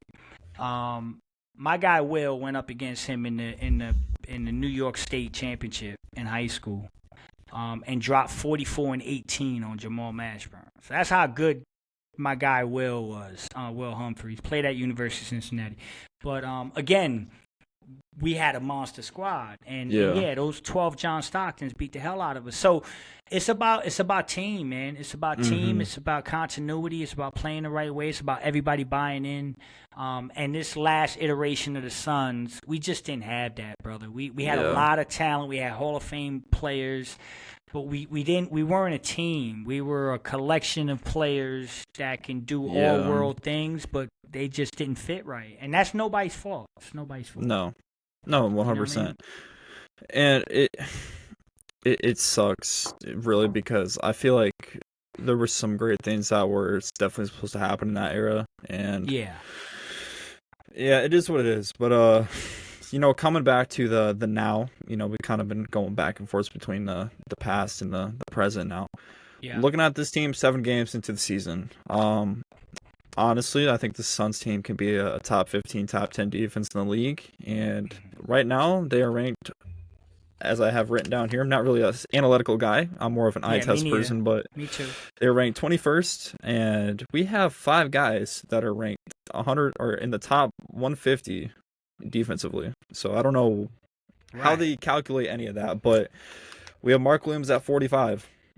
Guess who's at 58, Flex? A lot of people that won't say that he's a defensive type guy. Devin Booker? Yep, 58. I mean 118. I mean, dog. You get what I'm saying? Like, men lie, women lie, numbers don't. Like, here's what I will tell you, Neff. If you look at, and I'm an eye test guy. I respect analytics, but I don't watch basketball with analytics. It just, I don't either. I was telling my boy Keith earlier today. OG Unk. Yeah, OG 𝐒𝐿, my brother, man. I love him. We were doing a pod earlier, and I was telling him I played with multiple guys coming up in New York that if they were analytics, you'd be like, oh, those guys ain't that good. And they were All-Americans. They were All-Americans. Literally, one of them won McDonald's All-American MVP at the All-American game in Pennsylvania. And analytics would have said those guys weren't good, but every game we knew who the best player on the court was. It was them, right? So analytics is a weird thing for me, man. It doesn't. There's no way to. The analytics can't tell me your heart. They can't tell me your drive. They can't tell me those other things. So I don't get behind that. But I will say, there are analytics advanced defensive analytics that are already trending towards the Suns being a top 10 defense right now. Yeah. Okay? Yeah, Defensive 100%. field goal percentage, defensive rate, like a whole bunch of I was looking at them yesterday, and I'm like, yeah, this team, when they get a full deck of cards and they get Dillon back, especially with Mark now in the starting lineup, I think they are going to trend and tinker around that top 10 defensive rating or potential this year. And that's a great sign for what we're doing, because we know offensively we can go. Offense ain't the problem. It's the other end. It's the And other end. it's been that way for the past couple of seasons. Like, we knew what we could do offensively, but defensively it just wasn't there. And when you look at the championship team, you look at that team that went to the finals, right? Everybody's going to talk about Chris Paul and Devin Booker. But bunch of two-way guys. That's right. You had Mikal Bridges. Boss Man 99. Yeah, Boss Man 99. That was a demon. You had Torrey Craig. That was a demon, right? You had DeAndre, who gets a lot of flack, but that season, DeAndre Ayton was playing the perimeter defense. You could switch all across the board when he was on the court. He was closing out possessions, 22 rebounds in that Game 3 against the Clippers in the Western Conference Finals. A contestant blocking shots. And so I look at that team and I look at this team and I'm like, yeah, I mean, you got your potential Mikal Bridges and Ryan Dunn. Yep. You got your Boss Man 99 in Dillon Brooks. Yep. You got your DeAndre Ayton and Mark Williams. You got Devin Booker. You got Jalen Green, who I'm not going to say is Chris Paul, but Jalen Green, he's Jalen Green. Right, he's Jalen Green, right? You got a guy like 𝐒𝐿𝐼. I'm telling you, nephew, if there's one thing I promise you, man, 𝐒𝐿𝐼 is going to be a keeper. And he is going to be a fantastic NBA point guard. And he's working right now with Chris Paul. He's working right now with Steve Nash. Like, literally. You can't learn from a better dude. Like, no, you can't. Two-time is in there working with him. Colin is giving me some very good vibes right now. I think Colin could be the point guard of the future for this team. I really do. And I'm glad that you bring that up, because there's a lineup that, I've kind of thrown out there a little bit. And what do you think of a starting lineup of Colin, Jalen, and Book? Just how do you think that works and how they all play off each other? Do you think that's too small? Yeah, I think in spurts.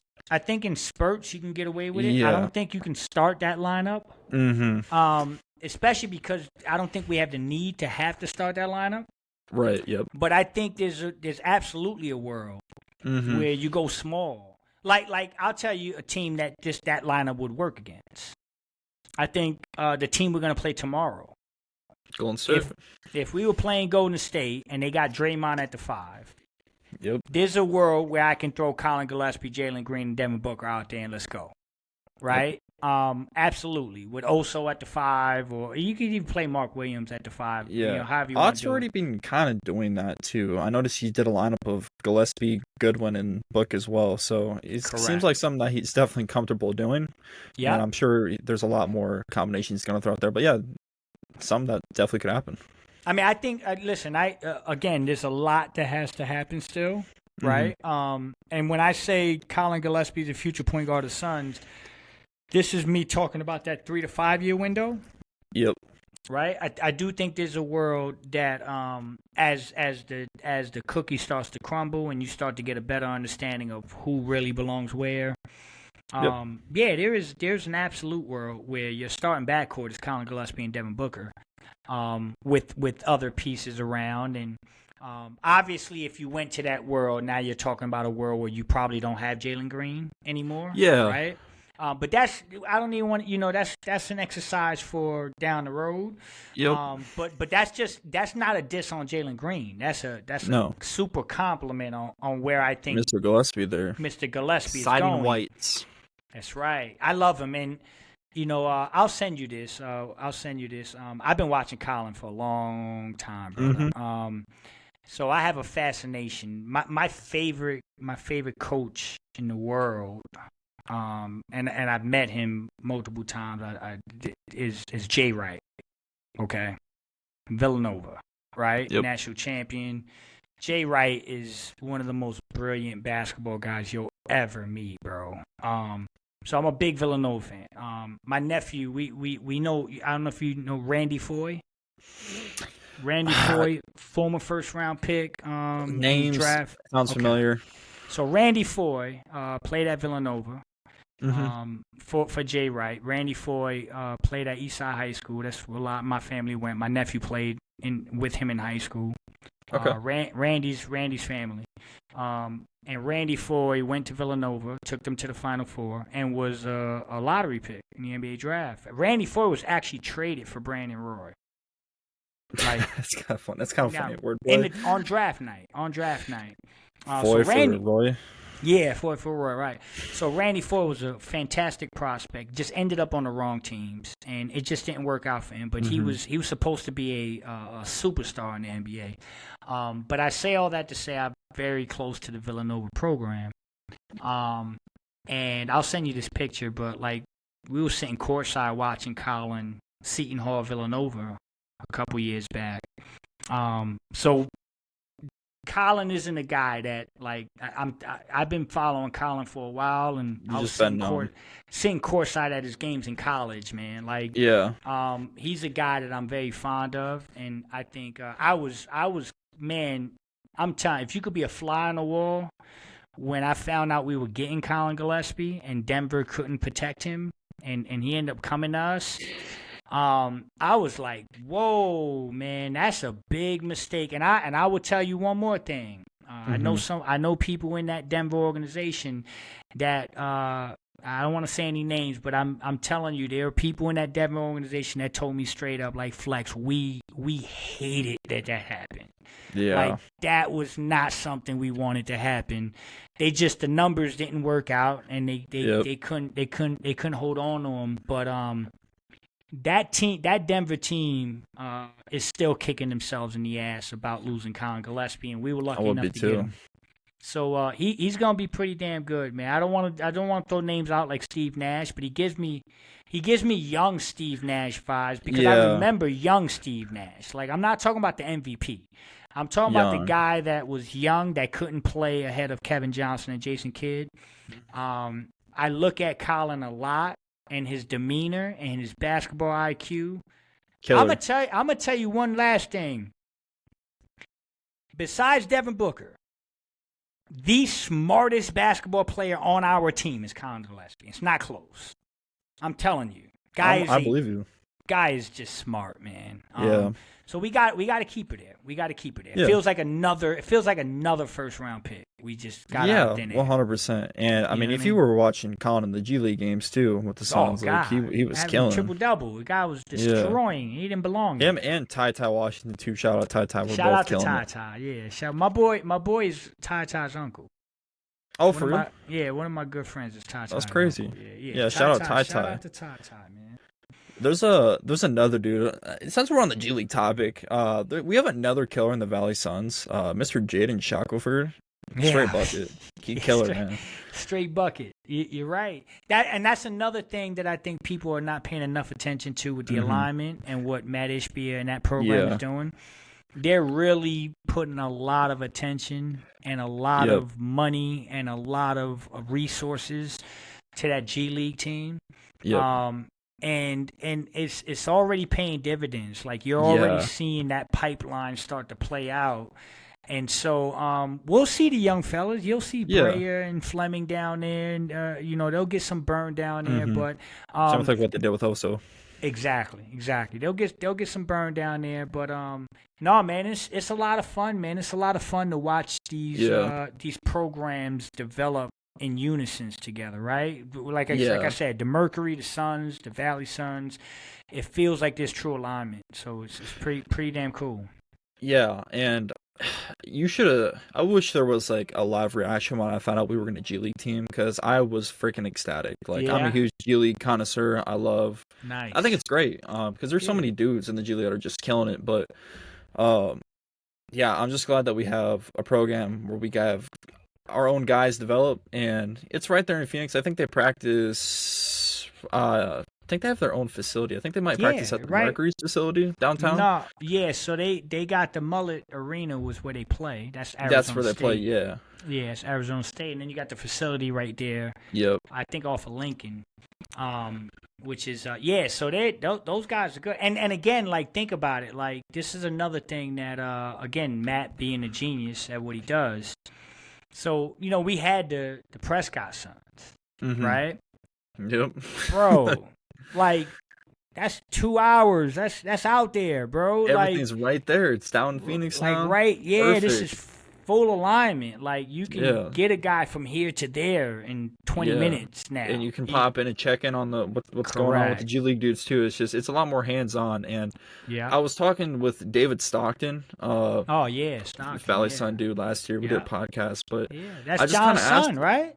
Yeah, that's Mr. John Stockton's son. John Stockton's son. Little John Stockton. Yeah. But I was having conversations, and one thing I was more curious about, I was like, so how like hands on are Matt and Josh with the G League stuff? And he said they're there like almost all the time. Like they're very hands on with the G League stuff. And that was something I was really excited to see and just kind of hear because I don't know about Flex outside of the Phoenix Suns. I don't give a shit what the other 29 teams are doing. I don't pay attention to what's going on with them.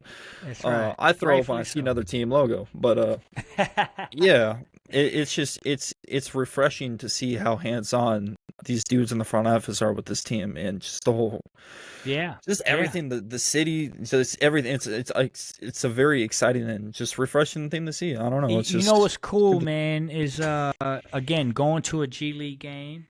And seeing that interaction and that involvement and that unison and alignment, but you get the same vibe when you go to a Merc game. Yeah, like you go to a Merc game and you got the players there and you got like everyone's aligned, man. Everyone's aligned. Everyone awesome. Respects each other's game. They're building. I'm telling you, they're building a nice little powerhouse in downtown Phoenix, man. Yeah. And I know some people are gonna probably hear that and they're gonna be like, "Oh man, you gassing it, Flex, and you're too optimistic or too positive." But I know what I know. I know what I see. Like I was in the arena on opening night. You know what I mean? I was having dinner at the Rah Rah Room on opening night. Like, heard it's good. Heard it's a good place to go. Yeah, I mean, you're seeing firsthand, and you're conversating, and you're in the room with these people, and like I was having dinner, and right at my table next to me, Royce just walked in, sat down, and had a dinner. Like the players are literally ending the game and showering and going to the Rah Rah Room, and that's something that. Like Matt did that. Did that. He gave them a place where they can literally play 48 minutes, put their heart on the line for the city, ball out, take a shower, take a walk down the hallway, get some grub, and eat a fantastic tomahawk. Yeah, you know what I'm saying? Like, So they're running it incredibly well. And there's more to come. This is a long-term plan, but there's a piece of land behind the arena that's open that I've been hearing whispers about long-term down the road that I think could eventually become the new home of the Phoenix Suns. And again, this is a long way away, bro. There's all kind of stuff that happens in that world. But I've had some conversations with people in the know, and there's some possibilities right down the road. Right, literally down the road is a massive property that could eventually be in play. And if they did that, Matt's probably gonna build a dream world over there for that basketball. He's gonna build some crazy shit. Yeah. So this is the benefits of having an owner that cares about his players and his team, his community, and wants to give the best product. You know, if you're a WNBA player right now, and again, this all goes back to the Phoenix Suns. Anybody listening to this podcast, you got to understand everything we're talking about trickles back to the Phoenix Suns. Yep. But if you're a WNBA player, like again, I know a lot of people that are agents and players, and right now, bro, every WNBA player wants to be a Phoenix Merc. Yeah. Like we got the best facilities.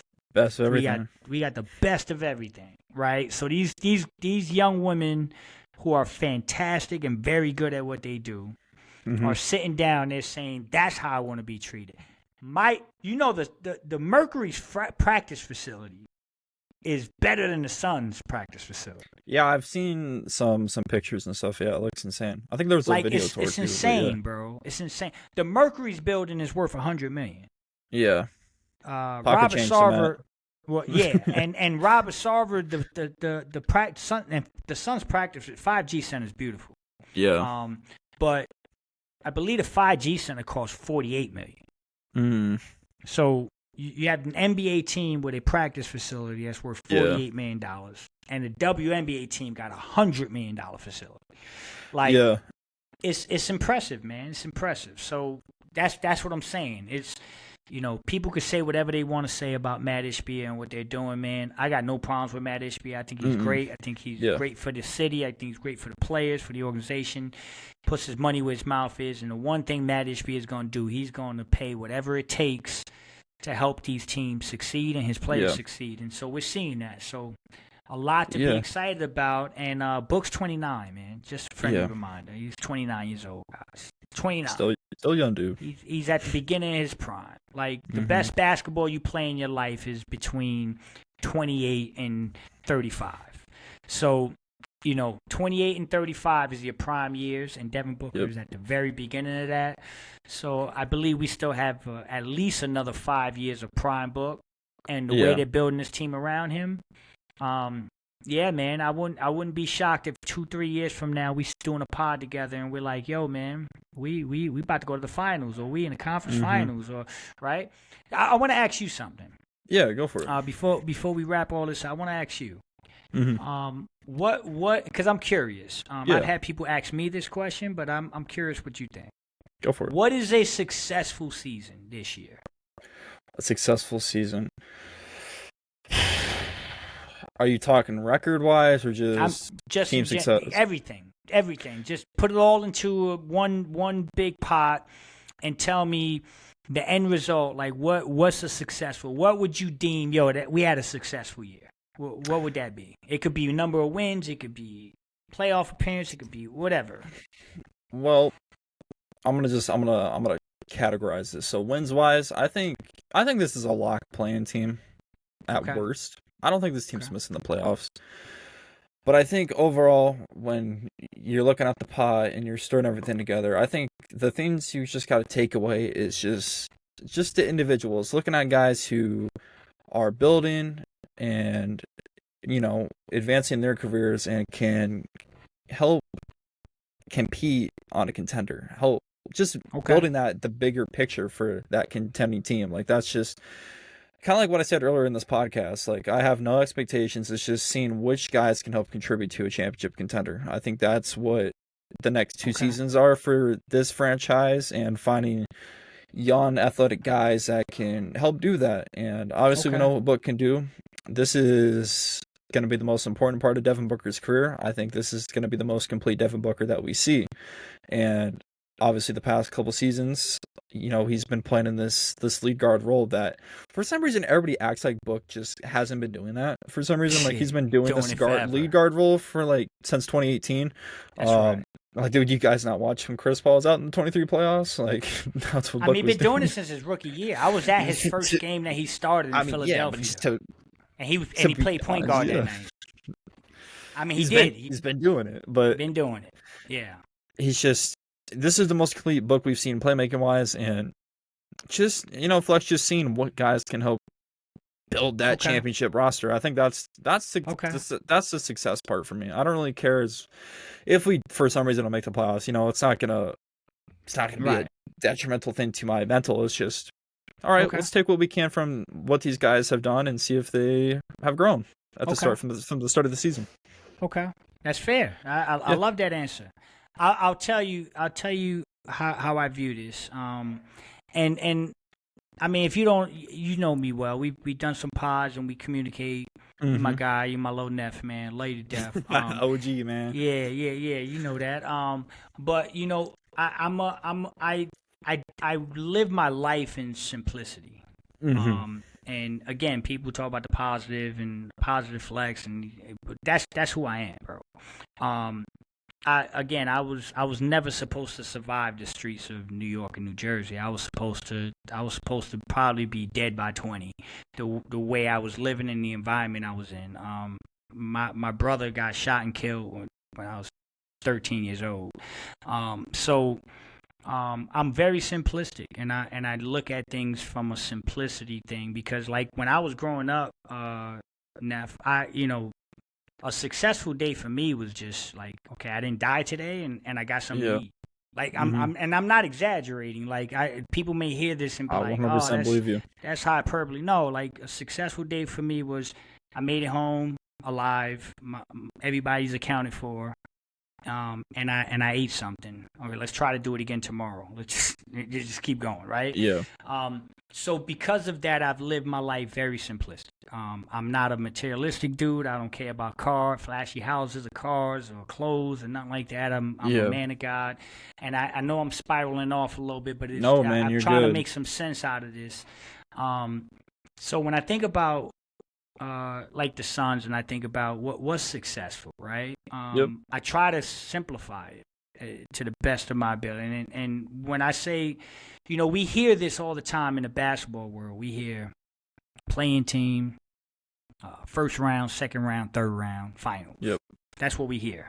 Yep. But if you really simplify those things and you take a little bit of a deeper dive, right?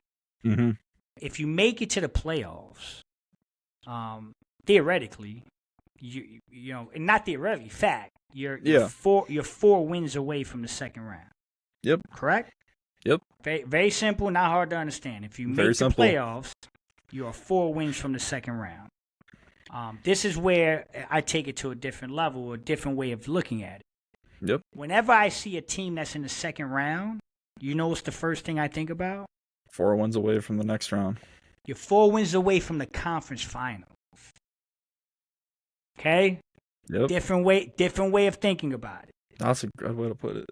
4 wins away from the conference finals. Yeah. So when I see a team in the second round and people say, "Oh, that team, they second round," I'm like, you're not giving the second round the reverence it deserves. Yeah.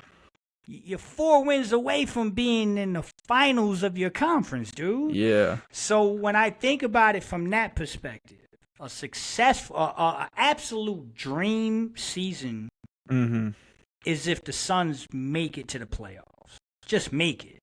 Yeah. Because if they make it to the playoffs, that means they're 4 wins away from the second round, which is 4 wins from the conference finals. So, I keep telling people, I'm like, I don't care if it's playing. I don't care. Like, if this team can find a way with this young talent to just get 4 automatic games in the first round, 4 games of experience in the first round. I don't need them to win. Huge. I just need them to taste what it's like to be in the playoffs. The natural thing for me next year would be, okay, so let's do the 3-year plan. This year is compete for the play-in or maybe make the playoffs. If you're able to do that, now the natural progression is next year we're shooting for the second round, guys. Yep. And that becomes attainable. It's like, okay, shit, we made the playoffs last year. Why can't we get through a round? Right? So now year 2, if you make it to the second round and you're 4 games from the conference finals, this is where the 3 to 5 window starts to make sense. It's like, okay, playing team or playoffs first year, maybe get to the second round second year. Now that third year, now you're knocking and you're saying, yeah, we could be 4 games from the finals. We're gonna get, you know what I'm saying? Right. And that's how I look at it. So when I look at this basketball team, I'm saying, if there's any way for this team to sneak into the playoffs this year, absolute fucking home run. Absolute fucking home run. And that includes being a playing team. If they're in a playing spot and they're a game away from making it to the playoffs, I think this was a successful year in spades. I'll be excited. I'll be excited. Exactly. Seriously. So that's what I'm thinking. That's what I'm sticking with, brother. And I think this team right now, through let's see, if they win tomorrow, they'll be 8-8. That's 500. That tells me that if you can do that over a course of a season, you're 41-41. You're a 500 team. History shows that if you're a 500 team, you're knocking at that playing spot. Already a step better than last year. That's right, and you're better than last year, right? So That's what I'm hoping for, man. Just keep stacking days, stacking wins. Here's something nobody else wants to. Last thing, nephew. Okay. Go for it. The Suns are one bounce away from being 4-0 at home.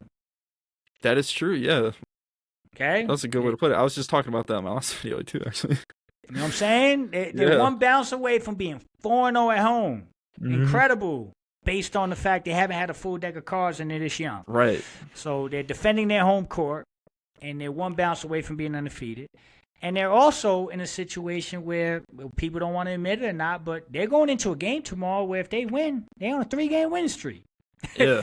You know what I mean? Like all those little things matter. Like they're huge. Right. How many 3-game winning streak besides the 9-1 start? Because that's another thing I want people to remember. We started 9-1 last year. Yep. And then shit the bed completely. I question. I'm curious. After the 9-1 start, how many 3-games winning streaks did this team have? Honestly, after December flex, I don't know. There you go. This team could get a 3-game winning streak within the first damn 8 games of the season. Yeah. Like huge. They're doing some good things, man. People just don't, they're not giving them credit, but they're doing some pretty good things based on the youth and the injury situation and the health. I'm pretty happy where they are right now. 100%. And like you said, just putting the little things into perspective, like we're a couple bounces away from being a top 3 team in the Western Conference without the full deck of cards. Look, That's right. That's think right. about that. Like that's just something that you should.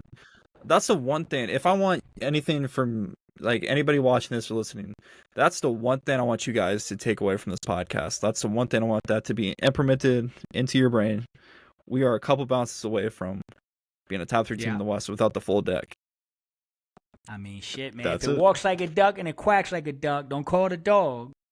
Fucking duck. Must be a duck. Right? So you're looking at it, you're seeing what this team can do, and you can't deny the fact that they're 2 bounces away from being 5-2 and a top 3 team in the conference, 7 games into the season. Call it what you want to call it. That's progress for me. And so, that's awesome. I'm excited. I can't wait for tomorrow night. Tomorrow night's going to be a lot of fun. I'm going to be pumped up. And then, if they win tomorrow night, now you're on a 3-game winning streak coming back to downtown Phoenix with a team that you owe one. Yep. And you saw what they did to the Jazz after they lost that Jazz game. Yep. So we could be having an entire conference. I'll make you a promise. Okay. Make you a promise right here on the show for all the Suns worldwide followers and fans and everybody that subscribes. Yep. Make you a promise. Let's do it. Suns win tomorrow night and get that dub Thursday. Mm-hmm. If they win tomorrow and clean up house on Thursday versus the Clippers, that means they win the next 2. I would jump back on with you on Friday and talk all about it. Whatever the hell you want. Friday, Saturday, whatever. Let's do it. I promise you. We win the next 2 if you got the time. I got time for you always, Flex. Let's do it. They win tomorrow and Thursday. Book me for Friday. We talking about. So hopefully everybody get excited. Yeah, let's do it. For sure, man. Always a good time. But yeah, 7 games through the season, like offensively we're ranked 20th, 21st defensively. I'm sure that's gonna move up. But like that's gonna change. Having 5 players that you don't look at and they don't have that defensive tag attached to them and the archetype as a player, and they're in the top 150 players defensively. It's a good step. Well, name them. Who are they? You said Mark was 41, Book was 58. What's the other one? So we got Mark at 45, Book at 58, Royce O'Neal at 118. Okay. Grayson Allen at 126, and Mr. Villain Jr. at 138. Mr. 𝐒𝐿𝐒. There we go. You heard it. You heard it. Yeah. I mean, they're up there, right? And those numbers can improve and will improve. Like I believe Mark Williams will get much better. Oh yeah. I know Book can defend with the best of them. We've seen it. He went to the Olympics and he said, "Let me be the best player every night. I'll do it. Win a gold medal. I'll do it." Right. So we know, and we know Dylan. We know Dylan Brooks. We know he's a top defender in the league. Monster. The guy that I'm surprised isn't up there, that I think is going to be up there, is Ryan Dunn. I was shocked by that. Like, I don't know how this is like Yeah, I got to look into how they ranked. break Like, I don't know if that this down. is based off defensive rating or just individual defensive statistics. So I'm not really too sure. Once again, I'm not Yeah. analytical dude. Me neither. Yeah. Just me doing the neither. eye test. But Yeah, yeah, I love it, brother. it's a lot of progress going into the season, and we've been here for 2 hours now. The last Damn, podcast was has an it hour and a been? half. It's been 2 hours. It has felt been like 2 hours. 2 minutes. You see, you with family, and you know life is good when we could talk for 2 hours and it 100%. feels like 2 minutes. I swear to God, I didn't know it was 2 hours. I just looked up at the ticker. I was like, So oh. is this again gonna be a part 1, part 2 type thing? Oh no. You gotta It's all one digest this shot? all at once. You Okay. can't watch this multiple times. I You gotta like watch that. it all at once to get the That's whole right. get All the right. whole All right. thing. But I'm yeah, with it, man. brother. I'm with Thank it. you guys for watching this edition of this absolute masterclass of a recording. All of Flex's stuff will be in the description below. You already know where to find him, Flex from Jersey, of course. But yeah, man, y'all stay cool. Stay blessed, be safe, and I'll see y'all on the next one. Let's get some wins. Yes, sir. Deuces. Let's go, Planet Orange. Deuces.